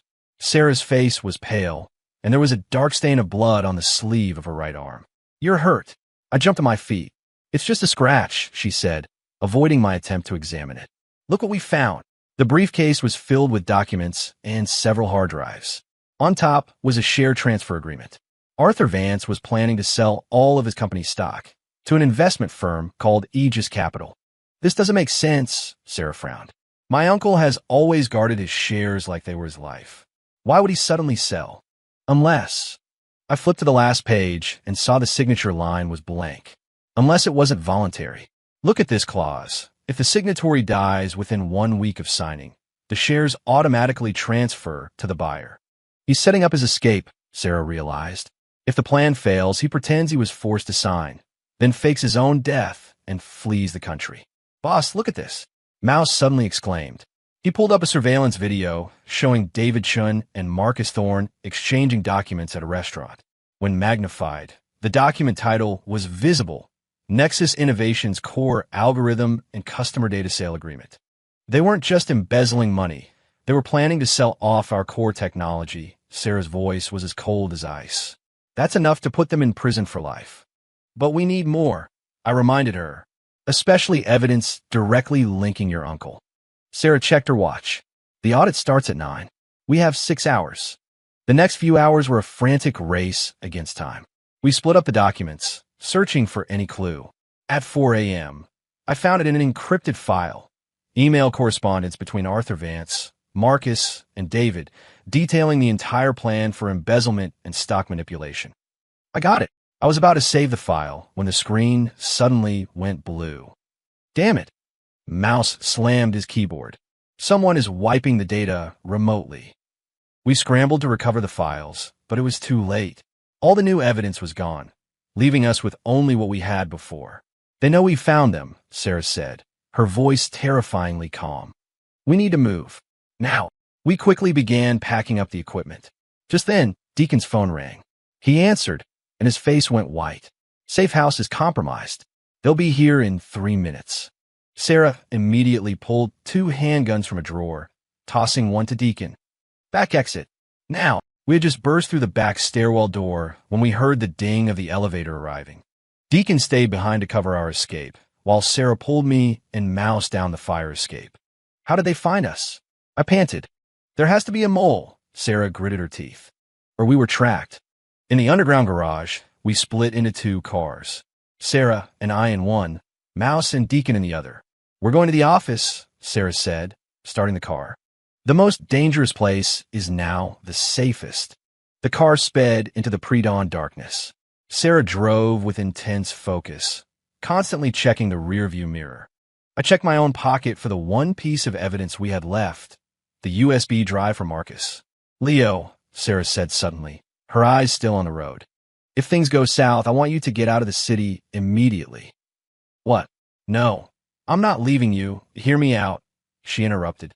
"My uncle is not just a businessman. He knows dangerous people. If he's cornered, he'll do anything." For the first time, I heard genuine fear in her voice. "We'll be okay," I said, covering her hand on the gear shift.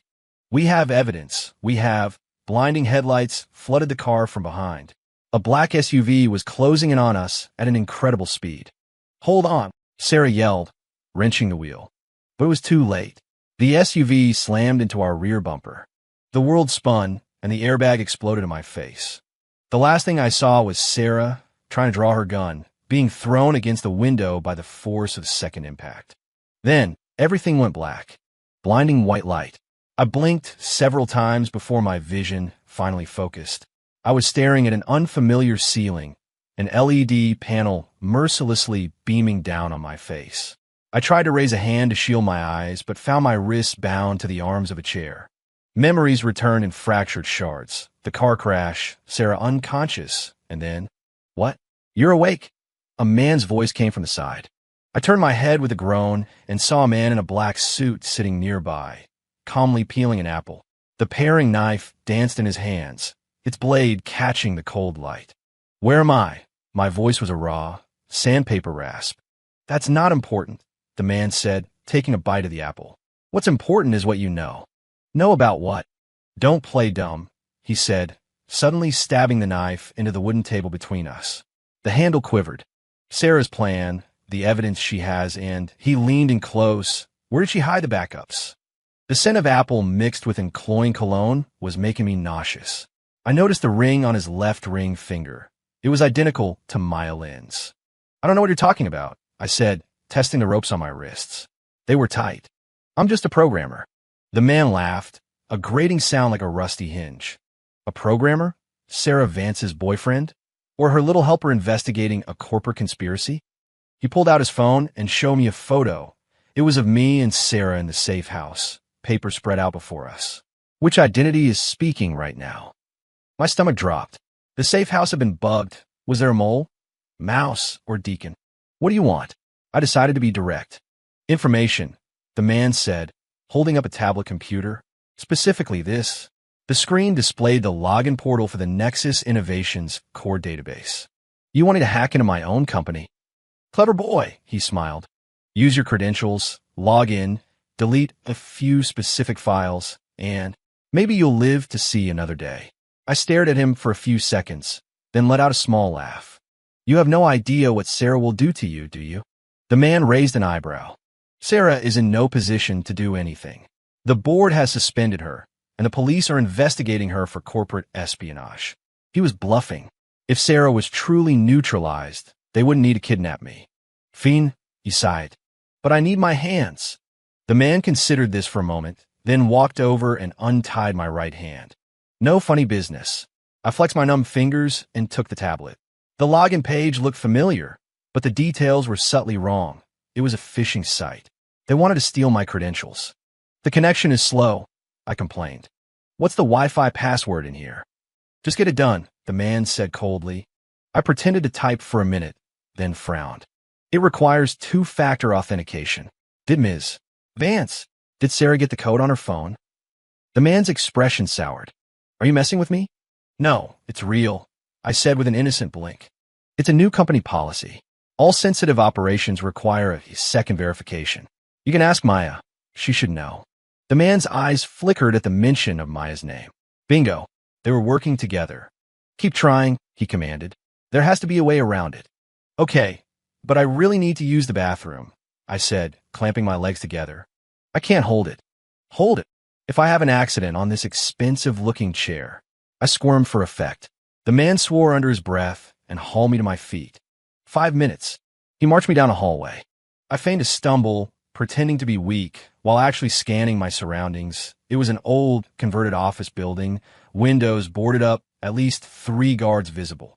As we passed a fire extinguisher cabinet, I tripped again, using the opportunity to wedge a coin from my pocket into the handle seam. "Useless," the man grumbled, yanking me up. "What does Sarah even see in a weakling like you?" "My charming personality?" I grinned. The bathroom had a small window, but it was welded shut.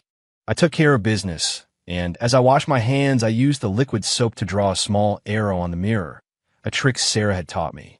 It would dry almost invisibly, but could be seen with special glasses. Back in the interrogation room, I continued to pretend I was trying to hack the system, making small talk with my captor. "So, are you Maya's boyfriend? Or a boss?" "Shut up and work." "That's a unique ring. Is it a matching set?" The man suddenly grabbed me by the throat. "One more word and I'll cut out your tongue." I coughed and nodded, and he released his grip. Okay, that topic was a landmine. 2 hours later, I finally got into the system. In reality, I had secretly coded a program to make the tablet display a fake login success screen. "Which files need to be deleted?" I asked. The man immediately perked up, leaning over to point. As he was distracted, I stealthily used my knee to press a piece of gum to the underside of the table. Wrapped inside the gum was a button-sized tracker I'd pulled from the seam of my shirt. Sarah had given me a small kit of these gadgets. I never thought I'd actually use one. These and these, the man said, pointing at the screen, especially the audit logs from the finance module. Delete all of them. All of them. I feigned compliance, but I was actually running a hidden data scraping program. A few minutes later, the tablet screen went blue. What happened? The man roared. The system must have crashed, I said, shrugging innocently. The remote connection is probably unstable. He swore and snatched the tablet, stabbing at the screen with his finger. Just then, we heard a muffled thud from down the hall, like something heavy falling. The man looked up, his hand going to the gun at his hip. Stay here. Don't move, he warned, then left the room. Of course, I didn't listen. Once he was gone, I used a razor blade hidden in the sole of my shoe to saw through the remaining rope. Sarah's safe house training was paying off. I crept to the door and listened to the sounds of chaotic footsteps and crackling walkie-talkies. Suddenly, a gunshot echoed down the hall, making my ears ring. It was followed by more shots, shouting and running. I hid behind the door, my heart pounding a frantic rhythm. The door was kicked open, and a man in full tactical gear burst in. I threw my hands up. Civilian, I'm a civilian. Behind the tactical officer, Sarah strode into the room. She was wearing a ballistic vest, her hair was a mess, and her eyes were red-rimmed. The moment she saw me, she froze, as if struck by lightning. You're okay. Her voice trembled slightly. Aside from a near-fatal bladder explosion, I'm fine. I tried to joke, but my own voice was shaking. Sarah rushed forward and threw her arms around me, hugging me so tightly I thought my ribs would crack. She smelled of gunpowder, sweat, and a faint metallic scent of blood, but right now it was the best smell in the world. Did they hurt you? She pulled back, her hands checking my face and arms. No, just some friendly conversation and a fruit knife demonstration, I said, taking her hands in mine. How did you find me? Your tracker and your little tricks. A flicker of approval crossed her face. The coin by the extinguisher, the arrow on the mirror. You did good. More sirens wailed outside. Sarah pulled me toward the door. We need to leave now. The police will handle this, but the mastermind is still out there. The hallway was littered with the bodies of my kidnappers, some groaning, some motionless. I saw the man who interrogated me handcuffed to a radiator, his forehead bleeding but conscious. He flinched when he saw Sarah. Ms. Vance? He rasped. I was just following orders. Sarah stopped and walked slowly toward him, her movements graceful and predatory, like a panther closing in on its prey. Whose orders? She asked softly. The man shook his head. I don't know. Really? It was all over the phone. Sarah suddenly grabbed his chin, her grip so strong he cried out. This ring. Who gave it to you? It's the organization's mark. What organization? The man suddenly clenched his jaw, refusing to speak. Sarah let out a cold laugh and pulled a small syringe from her pocket. Know what this is? She dangled it in front of his eyes. Truth serum. Military grade.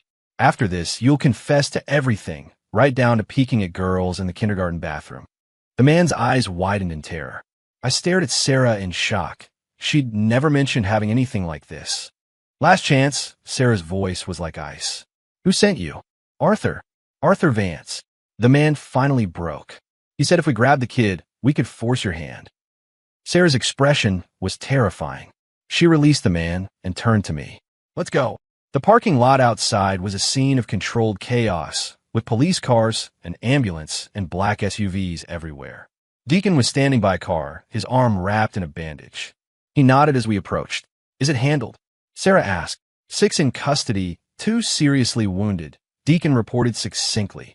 The police are being very cooperative. I realized then that the tactical officers were all Sarah's own security team, dressed in similar gear. The actual police were just arriving and setting up a perimeter. We got into an unremarkable gray sedan. Sarah took the wheel and drove away from the scene. Where to now? I asked. Somewhere safe, Sarah said, her knuckles white on the steering wheel. My uncle knows we have the evidence. He's a cornered animal now. The organization that man mentioned, Aegis, Sarah's voice was tight. My uncle's private security force. A legitimate company on paper, but they handle all his dirty work. I remembered the design on the ring, an abstract, shaped like a shield. Is Maya one of them? Yes. She was his mole on my team, Sarah sneered. The ring is their membership sigil. I should have seen it sooner. The car pulled into the underground garage of a nondescript apartment building. We took an elevator to the top floor, and Sarah used an iris scanner to open an unmarked door. Behind the door was a spacious, modern apartment with a panoramic view of the city. Several technicians were busy at a bank of computers. They stood as we entered. Ms. Vance, Mr. Evans, a young woman with glasses, said, walking over. We've tracked Arthur Vance's location. He's at the Azure Marina Yacht Club. Prep the helicopter, Sarah commanded. We leave in 15 minutes. Helicopter? I stared at her. Exactly how many modes of transportation do you have? Sarah didn't answer, pulling me into a bedroom. After closing the door, she suddenly hugged me, her body trembling slightly. Her voice was muffled against my shoulder. I thought I wasn't going to make it in time. I stroked her back, feeling her racing heartbeat. This woman, so cold and ruthless in front of her enemies, was as fragile as a child in my arms. I'm okay, I whispered. Thanks to your training and your little gadgets. Sarah pulled back, her eyes moist but tearless. What did they ask you? For access to the company's systems, and about the evidence you had. I recalled. They were desperate to delete the financial audit logs. Of course, Sarah scoffed. The audit starts today. They wanted to destroy the last traces of evidence. What now? Now my uncle is exposed. Sarah's expression hardened. It's time to end this. She took a small black case from the nightstand. Inside were 2 handguns. I'm not really good with those. I hesitated. Just in case, Sarah handed one to me. Basics, safety off, point, pull the trigger. Don't aim it at me or yourself. I took the gun carefully. It was much heavier than I expected. Sarah, I took a deep breath. Are you sure about this? He's your uncle. He sent men to kidnap you. Her voice was as hard as steel. He killed my parents, embezzled the company's fortune, and now he wants us dead. Blood means nothing. I had never seen her so resolute. But I knew she was right. Arthur Vance wouldn't stop until he was stopped for good.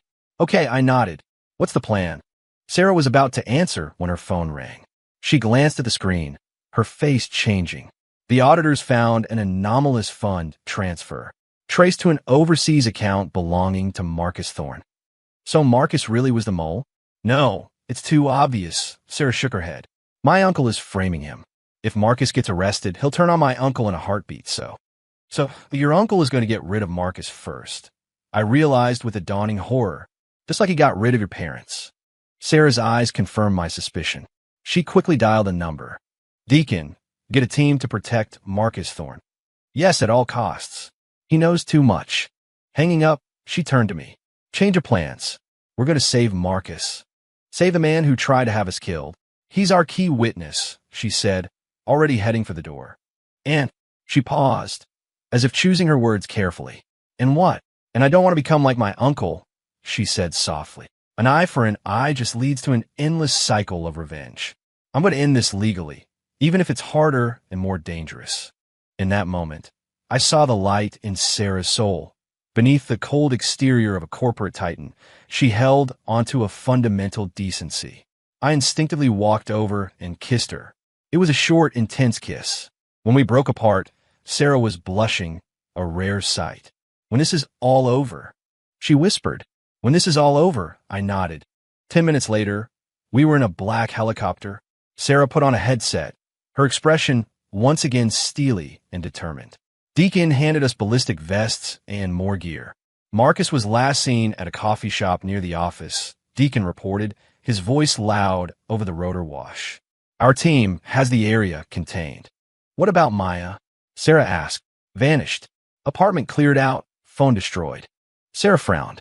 Find her. She wouldn't disappear like that unless she was carrying something important. The helicopter lifted off, the city shrinking below us. I gripped the armrest, my heart pounding. A day ago, I was a programmer. Now, I was wearing a ballistic vest on my way to a hostage rescue. Life was more unpredictable than code.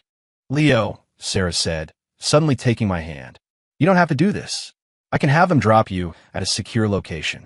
I looked into her worried eyes and shook my head. Rule number one of coding. Once you start a run, you see it through to the end. Sarah smiled faintly, squeezing my hand. Then let's see it through together. The helicopter banked toward the other side of the city as the setting sun painted the sky a bloody red. Whatever was waiting for us, at least for now, we were facing it together. Hashtag Chapter 8. The final confrontation. The helicopter touched down on the roof of the Nexus Innovations building just as the last sliver of sun sank below the horizon. The wail of sirens echoed from several streets away, where red and blue lights pulsed in the twilight. Police have the coffee shop surrounded. Deacon reported through our headsets. Marcus is inside, along with at least 2 armed hostiles. Sarah checked the magazine of her handgun with the practiced ease of someone shuffling TPS reports. Who's the police commander on scene? Captain Miller. Get him on the line. Tell him I'm handling this personally, Sarah said, then turned to me. You wait in a helicopter. No, I said, grabbing her arm. Marcus knows me. He might be more willing to cooperate. Sarah started to object, but saw the determination in my eyes. She bit her lower lip. Stay close to me, and don't try to be a hero. We took the elevator down and slipped out a back entrance, making our way through the alleyways toward the cafe. A police perimeter was already established, with officers taking cover behind their cruisers. A middle-aged man in a ballistic vest saw Sarah and hurried over. Ms. Vance, this is a complicated situation, he said in a low voice. Thorne has taken a waitress hostage. What are his demands? A car and a plane. Says he wants to leave the country. Sarah scoffed. He's running scared. She scanned the cafe's layout. What about the back door? Barricaded from the inside and wired with an alarm. The roof. Captain Miller shook his head. The skylight is too small for an adult. I studied the cafe's large glass windows, noticing a small gap where the curtains weren't fully drawn. I can see inside from here, I said, pointing to the gap. I can at least confirm the hostage's status. Sarah was about to argue when a gunshot cracked from inside the cafe, followed by a woman's scream. Captain Miller immediately grabbed his radio, but there was no response from the negotiator. We're out of time. Sarah made a decision. Deacon, get the flashbangs ready. Captain Miller, have your men create a diversion at the front. Leo, stay on my 6. The plan was so simple, it was reckless. Create a distraction while Sarah led a breach team from his side. My heart hammered against my ribs as I followed her through the alley. She stopped at the side of the cafe, and Deacon handed her a small breaching charge. 3-second fuse, she whispered in my ear, her breath hot. Close your eyes, cover your ears. The explosion was more of a dull thump than a bang, but the white light that followed was blinding even through my closed eyelids. I heard Sarah and Deacon rush in, followed by a series of gunshots. By the time I stumbled in after them, the situation was under control. Marcus Thorne was slumped in a corner, a gunshot wound in his shoulder, blood seeping through his fingers. The waitress was huddled behind the counter, shaking but apparently unharmed. 2 other men in black suits were down on the floor, one groaning, the other still. Medics! Sarah yelled at Captain Miller, then strode over to Marcus. Who sent you? Marcus's face was chalk white, but his eyes were filled with a feral defiance. You think you've won. He's more powerful than you can possibly imagine. Where is Arthur Vance? Sera demanded. Marcus let out a twisted, gurgling laugh. He's already arranged his escape. And you'll end up just like your parents. Sarah grabbed him by the collar. My parents' death wasn't an accident, was it? An accident? Marcus coughed, a fleck of bloody foam appearing at the corner of his mouth. Your father was too clever. He found the discrepancies in the books. Your uncle had no choice. Deacon suddenly stepped forward. Ma'am, he's crashing. It was true. Marcus's complexion had shifted from pale to a ghastly blue, his breathing ragged. Sarah released him, and paramedics swarmed in. Cyanide, one of the medics said after a quick examination, shaking his head. In a molar capsule. There's nothing we can do. Marcus looked at Sarah one last time, his lips moving silently. Then his head lolled to the side. What did he say? I asked. Sarah's expression was carved from ice. The yacht. 10 minutes later, we were in a mobile command unit. A lead on Maya Lin's whereabouts had finally come through. She had been spotted at the marina an hour ago. The Azure Marina, Deacon said, pointing at a map. Arthur Vance's yacht, the Neptune's Folly, is docked there. He's making his escape, Sarah sneered. Notify the Coast Guard to lock down the harbor, but don't move in on him yet. How do we get on board? I asked. Sarah pulled up a schematic of the yacht. The Neptune is custom-built with 3 main entry points. Deacon, you take Alpha Team in from the stern. Bravo Team from the lower deck. We, she pointed to the bow, are going in the front door. The front door? I stared at her. My uncle is an arrogant man, Sarah said, a cold fire in her eyes. He'll want to witness my failure personally.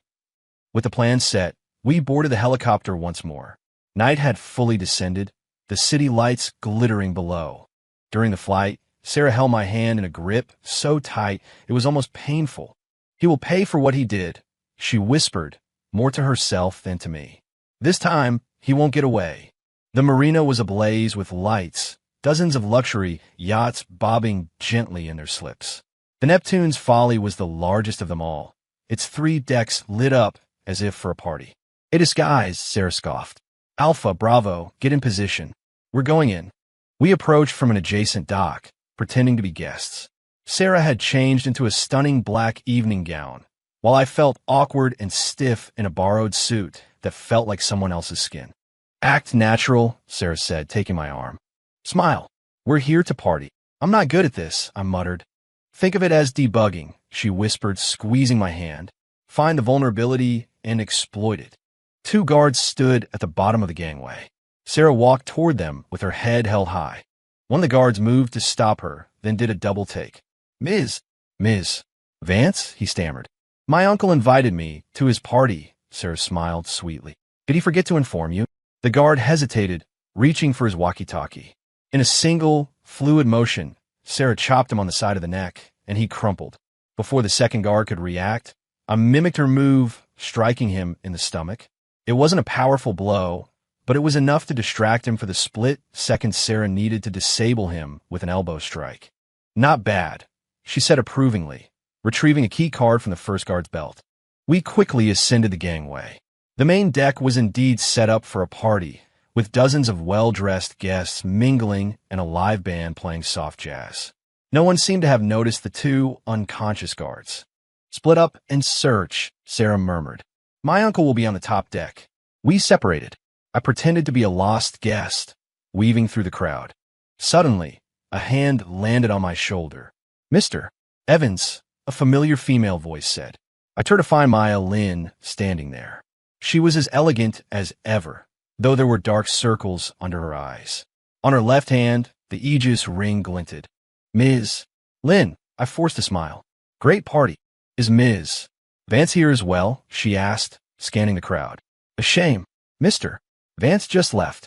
Left? On a speedboat, heading for open water, she smiled. There's a Panamanian freighter waiting for him out there. I tried to text Sarah, but she didn't reply. Maya noticed my action, and her smile widened. Signal jammer. Basic security. Why did you stay behind? Someone has to clean up, she said, pulling a small device with a blinking red light from her clutch. For instance, ensuring no inconvenient evidence is left behind. I recognized it as a remote detonator, and my blood ran cold. Maya seemed to enjoy my expression. Don't worry, it's not a bomb. Just a data purge. Plenty of time for everyone to evacuate safely. Including you? Of course, she said, turning to leave. I suggest you do the same, Mr. Evans. In 5 minutes, every electronic device on this yacht will be fried by a high-voltage pulse, including surveillance systems and, things like pacemakers. I grabbed her wrist. Where's Sarah? Maya struggled against my grip, then sighed. Top deck. Mr. Vance left her a little parting gift. I let her go and bolted for the stairs. From behind me, Maya called out, Leo, she's not worth it. I didn't look back. The top deck was empty, save for the whistling wind. I frantically searched, finally spotting Sarah at the bow. She was being held by 2 large men. Standing before her was a man with graying temples. Arthur Vance. He looked older than in the photos, but he carried himself with an air of authority, dressed in an expensive sailing jacket and holding a tablet. Ah, our final guest, he said, noticing me. His voice was as gentle as if he were welcoming an old friend. Leo, isn't it? My niece is... New toy. Sarah struggled, a trickle of blood at the corner of her mouth. Run, Leo, run. Quiet, Arthur said, striking her across the face with the back of his hand. You have no manners. I charged forward, but a third guard appeared from the shadows and blocked my path. Arthur shook his head. Youth is always so impulsive. I could have had you killed, but my dear Sarah seems quite fond of you. It made me curious. What kind of man could possibly move my cold-hearted niece? A better man than you, I snarled. Arthur laughed. Brave. A shame she has such poor taste. Besides writing code, what else can this boy do? Sarah didn't answer, just stared at him with pure hatred. Arthur sighed and held up the tablet. Time is short. I left a gift for you, my dear. All the evidence of the company's illegal activities, all pointing directly to you, of course. The screen displayed a montage of falsified documents and emails, all bearing Sarah's signature. They're forgeries, Sarah hissed. Of course they are, Arthur smiled. But they'll be enough to keep the police busy for the rest of your life, while I enjoy my retirement in a country with no extradition treaty. He hit send on the tablet, then let it drop into the dark water below. And with that, our time is at an end, he gestured to his men. Lock them in the storage hold. The pulse will trigger in 10 minutes. The guard dragged us down to the main cabin and threw us into a storage room, locking the door behind them. Sarah was immediately on her feet, scanning the small space. No windows, steel door, she said, shaking her head. We need explosives to get through. I checked my phone. No signal, just as Maya had said. Sarah produced a small tool from the heel of her shoe and began working on the lock. Your uncle, later, she said, her focus absolute. We have about 7 minutes. The lock was heavy-duty, and her tool snapped. Sarah swore and began ramming her shoulder against the door. I joined her, but it wouldn't budge. The air vent. I suddenly noticed a small grate near the ceiling. Sarah scrambled onto a stack of crates and pried the grate off. It's too small. I can fit, I said, sizing up the opening. There might be an emergency release outside. Sarah hesitated for a second, then nodded. I climbed up and squeezed into the narrow duct. The sharp metal edges tore my shirt and skin, but I gritted my teeth and pushed forward. Around a bend, I could see the hallway below. I kicked at the grate with all my strength until it gave way, and I tumbled out onto the carpeted floor. My shoulder screamed in protest, but there was no time to check it. An emergency release panel was right next to the door, but it required a key card. I raced back up the stairs, hoping to find one of the unconscious guards. The top deck was deserted, but by the gangway, I found the guard Sarah had knocked out earlier. I snatched his key card and sprinted back to the lower deck. Time was running out, my own heart pounding in my ears. I swiped the card. A green light flashed. The moment the door opened, Sarah burst out. We have to jump. We ran to the nearest porthole. Sarah shattered the glass with a chair, and seawater began to pour in. She climbed out first, then reached back for my hand. We plunged into the icy water, swimming frantically toward the dock. Behind us, the Neptune's Folly let out a low thrum, followed by a shower of sparks. It wasn't an explosion, but the yacht's lights flickered and died, and black smoke began to billow from its windows. The dock was in chaos, guests screaming and running. We crawled onto the shore, soaking wet, and were immediately surrounded by Deacon and his team. Ma'am, Deacon said, handing us towels. Arthur Vance, he's gone, Sarah coughed. Speedboat, headed for a Panamanian freighter. Notify the Coast Guard. They've already sealed off this section of the coast, Deacon said, helping us into a waiting car. But he might have a backup plan. What about Maya? I asked. Vanished. Deacon shook his head. Marina surveillance showed her getting into a black Mercedes. Direction unknown. Back in the command vehicle, Sarah immediately demanded a laptop and a satellite phone. She made several calls, speaking in a clipped jargon I didn't understand. After hanging up, she slumped in her chair, her eyes falling on the wound on my shoulder. You're hurt, she said, her brow furrowed as she gently touched the torn fabric. It's just a scratch. I tried to downplay it, but the pain was sharp. Sarah insisted on cleaning the wound herself, her touch surprisingly gentle. I hissed when the antiseptic stung, and she paused. Just hold still. Your uncle. They'll find him. Her voice was cold. This time, I'm not giving him any chance to escape. The forged evidence can be disproven. It will just take time, she said, finishing the bandage. She leaned against me, suddenly looking exhausted. I'm sorry I dragged you into all this. I put my arm around her wet shoulders. I volunteer, remember? Sarah looked up at me, her eyes shining in the dim light of the car. She kissed me, a short but intense kiss. When this is all over, she whispered. When this is all over, I nodded. Deacon suddenly knocked on the window. Ma'am, the Coast Guard found the speedboat. It's empty. Sarah sat up straight. Searched the surrounding waters. He couldn't have just vanished. The next 24 hours were a nightmare. Arthur Vance had indeed vanished. The speedboat was found a few miles from the freighter's last known position, but no one knew if he had ever made it aboard. The ship's crew claimed to have never seen him. Maya Lin had also disappeared without a trace. The company was in turmoil. The board convened an emergency session. Based on the evidence Sarah provided, they temporarily froze all assets belonging to Arthur Vance and the deceased Marcus Thorne. The auditors uncovered a massive financial black hole, but the trail for most of the money had gone cold. On the third morning, I woke up on the sofa in Sarah's penthouse to find her gone. I found her on the balcony, dressed in a silk robe, staring out at the distant horizon. Didn't sleep? I asked, handing her a cup of coffee. She shook her head, taking the mug but not drinking. I'm trying to figure out where he would go. They'll find him. Maybe, Sarah sighed. When I was a little girl, he took me to Disneyland. I ate 3 ice creams, threw up in his car, and he didn't even get mad.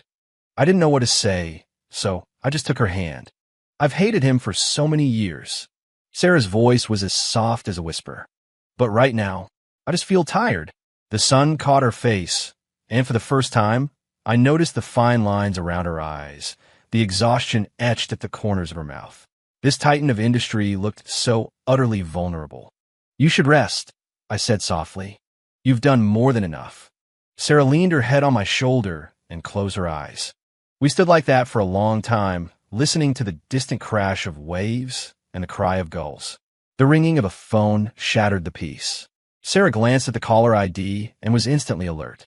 Deacon, ma'am, we found Maya Lin. Deacon's voice came through the speaker. In a warehouse down at the port. You should come see this for yourself. The warehouse was cold and damp, smelling of fish and diesel. Maya Lin lay on a makeshift cot in the corner, her face gray, and 4 drip attached to her arm. A fisherman found her this morning, Deacon said quietly. Severe dehydration, but she's alive. Sarah approached the cot. Maya's eyes fluttered open, her lips cracked and dry. Ms. Vance, who did this to you? Sarah asked. Maya gave a bitter smile and held up her left hand. The Aegis ring was gone. In its place was a raw, brutal wound, as if it had been forcibly torn from her finger. It never leaves loose ends, she rasped. But I hid something. She fumbled under her pillow and produced a tiny USB drive, holding it out with a trembling hand. All of it. The evidence. Account numbers. Passwords. It's all there. Sarah took the drive. Why? I loved him once. Maya closed her eyes. But he was going to kill me too. The paramedics carried Maya away. Sarah stared at the small drive in her hand, her expression unreadable. Is that enough to convict him? I asked. It's more than enough, Sarah said softly. Including for my parents' murder. Deacon hurried over. Ma'am, we just heard back from Interpol. Based on the information Maya provided, Arthur Vance may be on a fishing trawler bound for Myanmar. Notify them, Sarah said, her grip tightening on the USB drive. I want him brought back alive to stand trial, not die a martyr's death. On the drive back, Sarah was silent.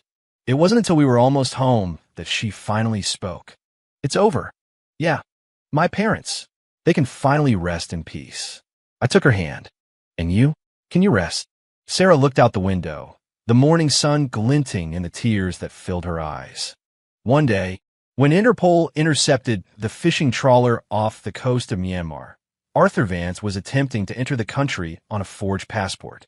According to the arresting officers, he offered no resistance, simply holding out his hands to be cuffed, as if he had been expecting this moment all along.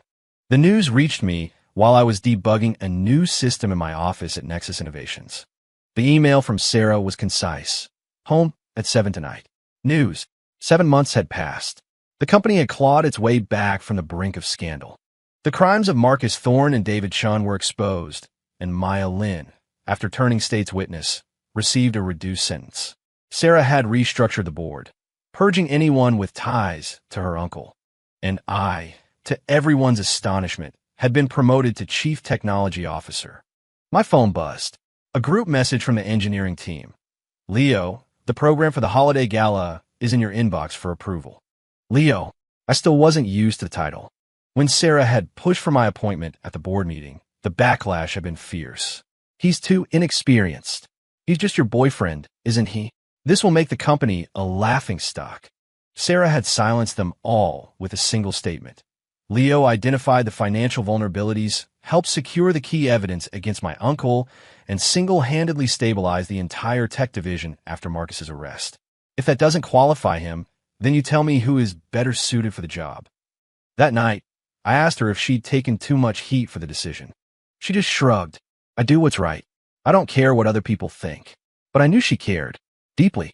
Later, I found a hidden folder on her personal drive filled with every positive press mention of my technical achievements and glowing employee reviews, as if she were constantly reassuring herself that she'd made the right call. I replied to the email and checked the time, 6:30. Time to go. As I walked out of my office, a few programmers were chatting by the coffee machine. Heard the boss went to Arthur Vance's extradition hearing today. If you ask me, they should have just thrown that monster to the sharks. Chill. Leo's here. They fell awkwardly silent. I nodded as I passed, a swirl of emotions in my gut. Seeing Arthur brought to justice was a victory, but for Sarah, it meant facing the demon who had destroyed her childhood all over again. The lights were on in Sarah's penthouse. I typed in the code and pushed the door open, immediately smelling something. Burning? In the kitchen, Sarah was frantically waving a smoking pan. The counter was a chaotic landscape of oddly chopped vegetables and several open cookbooks. Are you cooking? I asked carefully. She spun around, a smudge of flour on her cheek. Obviously, she pointed at the pan. It just spontaneously combusted. I suppressed a laugh, walked over, turned off the heat, and doused the pan in the sink. What were you trying to make? Steak, she said, frowning at the piece of meat that now resembled a charcoal briquette. The recipe said medium rare. This looks more like well cremated, I said, picking up one of the books, Cooking for Dummies. Ambitious. Sarah glared at me, but there was no real heat in it. Shut up. The hearing was postponed. I wanted to celebrate. Celebrate what? The second quarter financials. Our stock price is back to pre-scandal levels, she said, handing me a glass of red wine. And my uncle is finally going to pay for what he did. We clinked glasses. The wine was rich and fruity. I noticed several small, fresh burns on her hands and gently took them to examine the damage. It's nothing, she said, trying to pull away, but I held on. 1 second, I said, heading to the bathroom to get the first aid kit. Sarah was surprisingly still as I applied burn cream. She winced when the ointment touched the raw skin, but didn't complain. How was the hearing? I asked. He was calm, she said, staring at her hands. He pleaded guilty to everything. He even admitted to murdering my parents. I looked up at her. Her expression was placid, but her eyes were shimmering with unshed tears. He said it was an accident. My father confronted him about the embezzled funds. They argued, and he pushed my father, who hit his head. My mother ran in to help, and he panicked. The bastard, I gritted out. He'll get the death penalty, Sarah said softly. In this state, multiple homicide is a capital offense. I didn't know what to say, so I just pulled her into a hug. She was stiff for a moment, then melted against me, her forehead resting on my shoulder. I thought I'd be happier, she said, her voice muffled. But I just feel empty. Revenge doesn't bring peace, I murmured, stroking her back. But at least your parents can finally rest. Sarah looked up at me and managed a small smile. When did my programmer get so philosophical? I learned from the best, I said, kissing the tip of her nose. Now, let me salvage this dinner. I reheated a pan, chopped vegetables, and scrounged through the fridge for usable ingredients. Sarah leaned against the counter, watching me, occasionally handing me a spice jar or tasting the sauce. You're really good at this, she commented. Coding and cooking are similar, I said, tossing vegetables in the pan. They both require precision, creativity, and patience. I lack the last one.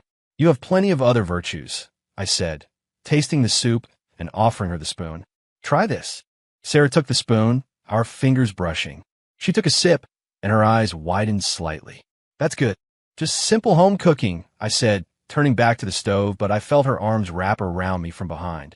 Thank you, she whispered, for everything. Dinner was a success, if you ignored the carbonized steak. We sat on the balcony, drinking wine against the backdrop of the city skyline, talking about the company and the future. How's the gala planning going? Sarah asked. Moving along, I said, showing her the event schedule on my phone. The engineering team is doing a skit roasting some of the company's more bizarre policies. I hope I'm not in it. He coughed. There might be a minor character based on you. Sarah raised an eyebrow. I'm reviewing the script. Nope, that would ruin the surprise. I'm the CEO, and I'm the CTO, in charge of technology. And morale, I grinned. Sarah shook her head, but her lips curved upward. You've changed, Leo. You used to barely be able to string a sentence together around me. Yeah, well, now I talk back, I said, taking a sip of wine. It must be rubbing off on me. Sarah feigned grabbing a throw pillow to hit me, but just poured herself more wine instead. The night air was mild, the city lights like a galaxy spread out at our feet. I have an idea, Sarah said suddenly, about the company's future. I'm all ears. Nexus Innovations is too traditional, she said, her eyes taking on that familiar, strategic gleam.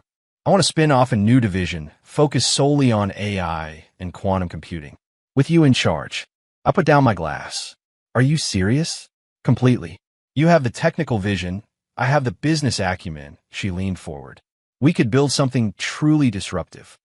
I repeated the word, my heart speeding up. That sounds like a long-term partnership. Sarah suddenly looked away, fidgeting with her wine glass. Unless you have other plans. I don't, I said quickly. I absolutely don't. We looked at each other for a long moment, a silent conversation passing between us. Sarah was the first to break eye contact, picking up the wine bottle. More, please. Her fingers brushed mine as she poured. Was it intentional? Over the last few months, our relationship had shifted into a strange, undefined space. We'd gone from fake couple to partners in a life-or-death crisis, and now we were what? No one had said the words, but every night when I went back to my own apartment, the reluctance in her eyes was harder and harder to ignore. Sarah, I said, gathering my courage. Are we? My words were cut off by her phone ringing. Sarah frowned at the caller ID, but answered. Go ahead. A rapid-fire report came from the other end. Sarah's expression grew serious. When? Okay, keep monitoring the situation. I'll handle it tomorrow. Trouble? I asked. A minor issue, she said, putting her phone down. Someone in the Singapore office leaked some test data. Is it serious? Controllable. She stood up, abruptly changing the subject. Are you giving a speech at the gala? Yeah, a 5-minute department update. Make it 15 minutes, she said, walking toward her study. I need you to introduce the plan for the new AI division. Wait, just like that. Don't you need board approval? She looked back at me, a sly glint in her eye. I'm the chairwoman and CEO, remember? I shook my head and smiled. Tyrant. An efficient tyrant, she corrected, before disappearing into her study. On the night of the gala, the entire company was buzzing. The hotel ballroom was decked out in festive splendor. I stood awkwardly in my new suit, fiddling with a tie that felt like a python wrapped around my neck. Sarah walked over, breathtaking in a deep red evening gown, her hair swept up in an elegant chignon. She reached out and expertly adjusted my tie. Nervous? She asked in a low voice. A little, I admitted. I've never spoken in front of this many people. Just picture them all in their underwear. That would only make me more nervous. Sarah chuckled, squeezing my hand.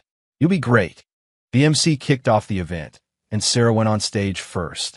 She confidently summarized the year's triumphs and tribulations, thanked the employees for their hard work, and then, at the end of her speech, she announced the new AI division.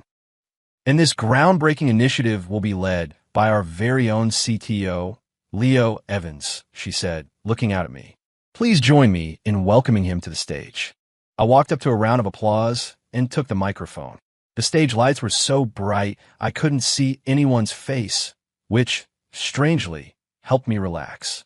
Thank you, Sarah. I began, following the slides I prepared. Over the past year, despite extreme challenges the technology division has, the presentation went smoothly. I laid out the vision for the new division, our technology roadmap, and our recruitment plans. When I finished, the applause was much warmer than I'd expected. Finally, I said, hesitating for a second before deciding to go off script, I want to thank one person in particular. The room quieted. I looked over at Sarah in the wings. She had a slight frown, clearly not part of the plan. A year ago, I was just a regular programmer. I thought my entire career would be spent writing code in a cubicle. I took a deep breath. And then Sarah Vance crashed in my life like a hurricane and turned everything upside down.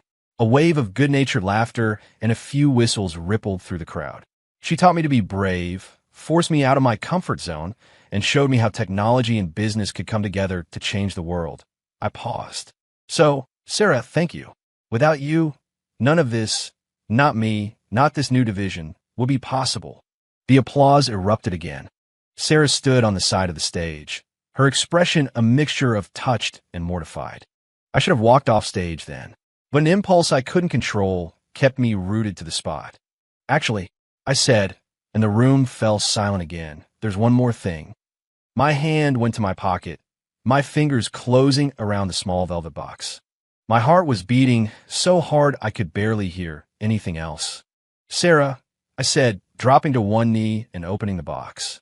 Will you? Oh my God, Sarah exclaimed from the side, her voice accidentally amplified by the mic. Are you serious? This is so cliché. The entire ballroom erupted in laughter. My face was on fire, but I held my position. I haven't finished asking yet. Sarah strode onto the stage and snatched the microphone from the stand. Our CTO has clearly been writing too much code. It short-circuited his brain. Then she turned to me and whispered, "Get up, you idiot." I remained stubbornly on one knee. Not until you answer.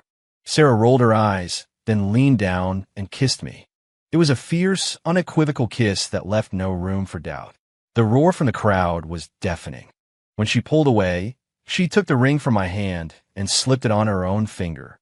Satisfied? Is that a yes? That's an if you don't get off this stage, you're fired, she said into the microphone, drawing another wave of laughter. But as she pulled me to my feet, she whispered 3 words in my ear, "Yes, I will." The rest of the night was a joyous, chaotic blur. Coworkers came up in droves to congratulate us, and champagne flowed freely. Sarah kept her hand in mine, the ring sparkling under the lights. You had this planned all along, didn't you? Bought the ring 3 months ago. I admitted I was just waiting for the right moment. During a corporate presentation? How unoriginal. But it was unexpected, right? Sarah just snorted, but the corners of her mouth were turned up in a smile. I guess the whole world knows the CEO of Nexus Innovations is marrying her CTO now. Worried I'm marrying you for your money? No, she said, her expression suddenly serious. I'm the lucky one. Late that night, when we finally escaped the party and got back to her place, Sarah kicked off her heels and collapsed onto the sofa. I'm exhausted, she complained. We're canceling the gala next year. I second that. I said, loosening my tie and sinking down beside her. Though it went pretty well. The tech team skip portrayed you as a kind-hearted CEO who secretly orders takeout for employees working late. Sarah raised an eyebrow. I have never. Artistic license. I grinned. And for the record, I hacked the system and deleted all the security footage of you yelling at people. You what? And that photo from the break room where your hair was a mess and you weren't wearing any makeup. Sarah sat up straight. Leo Evans, I'm going to bury you in the server room. Murdering your fiancé, domestic abuse on the first night of our engagement. She lunged at me, trying to throttle me, but it ended with both of us laughing, tangled up on the sofa. Her hair had come loose, the ring on her finger catching the light.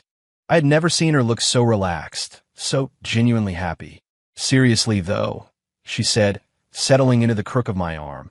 Have you thought of a name for the new company? New company? Our AI company, she said, tracing circles on my chest with her finger. Nexus Innovations is too traditional. I want to start fresh, completely independent. When did you decide this? Just now, she said, looking up at me. Unless you don't want to. Of course I want to, I said, kissing her forehead. As for a name, what about Quantum Snow? Too poetic. Evans Vance Industries? Sounds like a chemical plant. I laughed. How about we just call it Ethel? Sarah considered it. Ethel? What do you spell that? A-E-T-H-E-L. It's an old word for noble. My programmer knows archaic words now, she teased. I Googled it, I admitted. I just searched for words that mean new beginning. Sarah laughed, and it was the most beautiful sound I had ever heard. I like it. Ethel Labs, a provider of disruptive AI solutions. The CEO and CTO's offices have to be adjoining. With a connecting door, she added. We smiled at each other, seeing a shared future reflected in each other's eyes. A future not just of love, but of adventure, partnership, and limitless possibilities. From an ordinary programmer to the CTO, from the Iron Queen to a woman learning to love, we had changed each other. And this was only the beginning. Sarah leaned in and kissed my jaw. I love you, my code monkey. I love you too, my boss. Outside, the first light of a new day was breaking over the horizon. The end.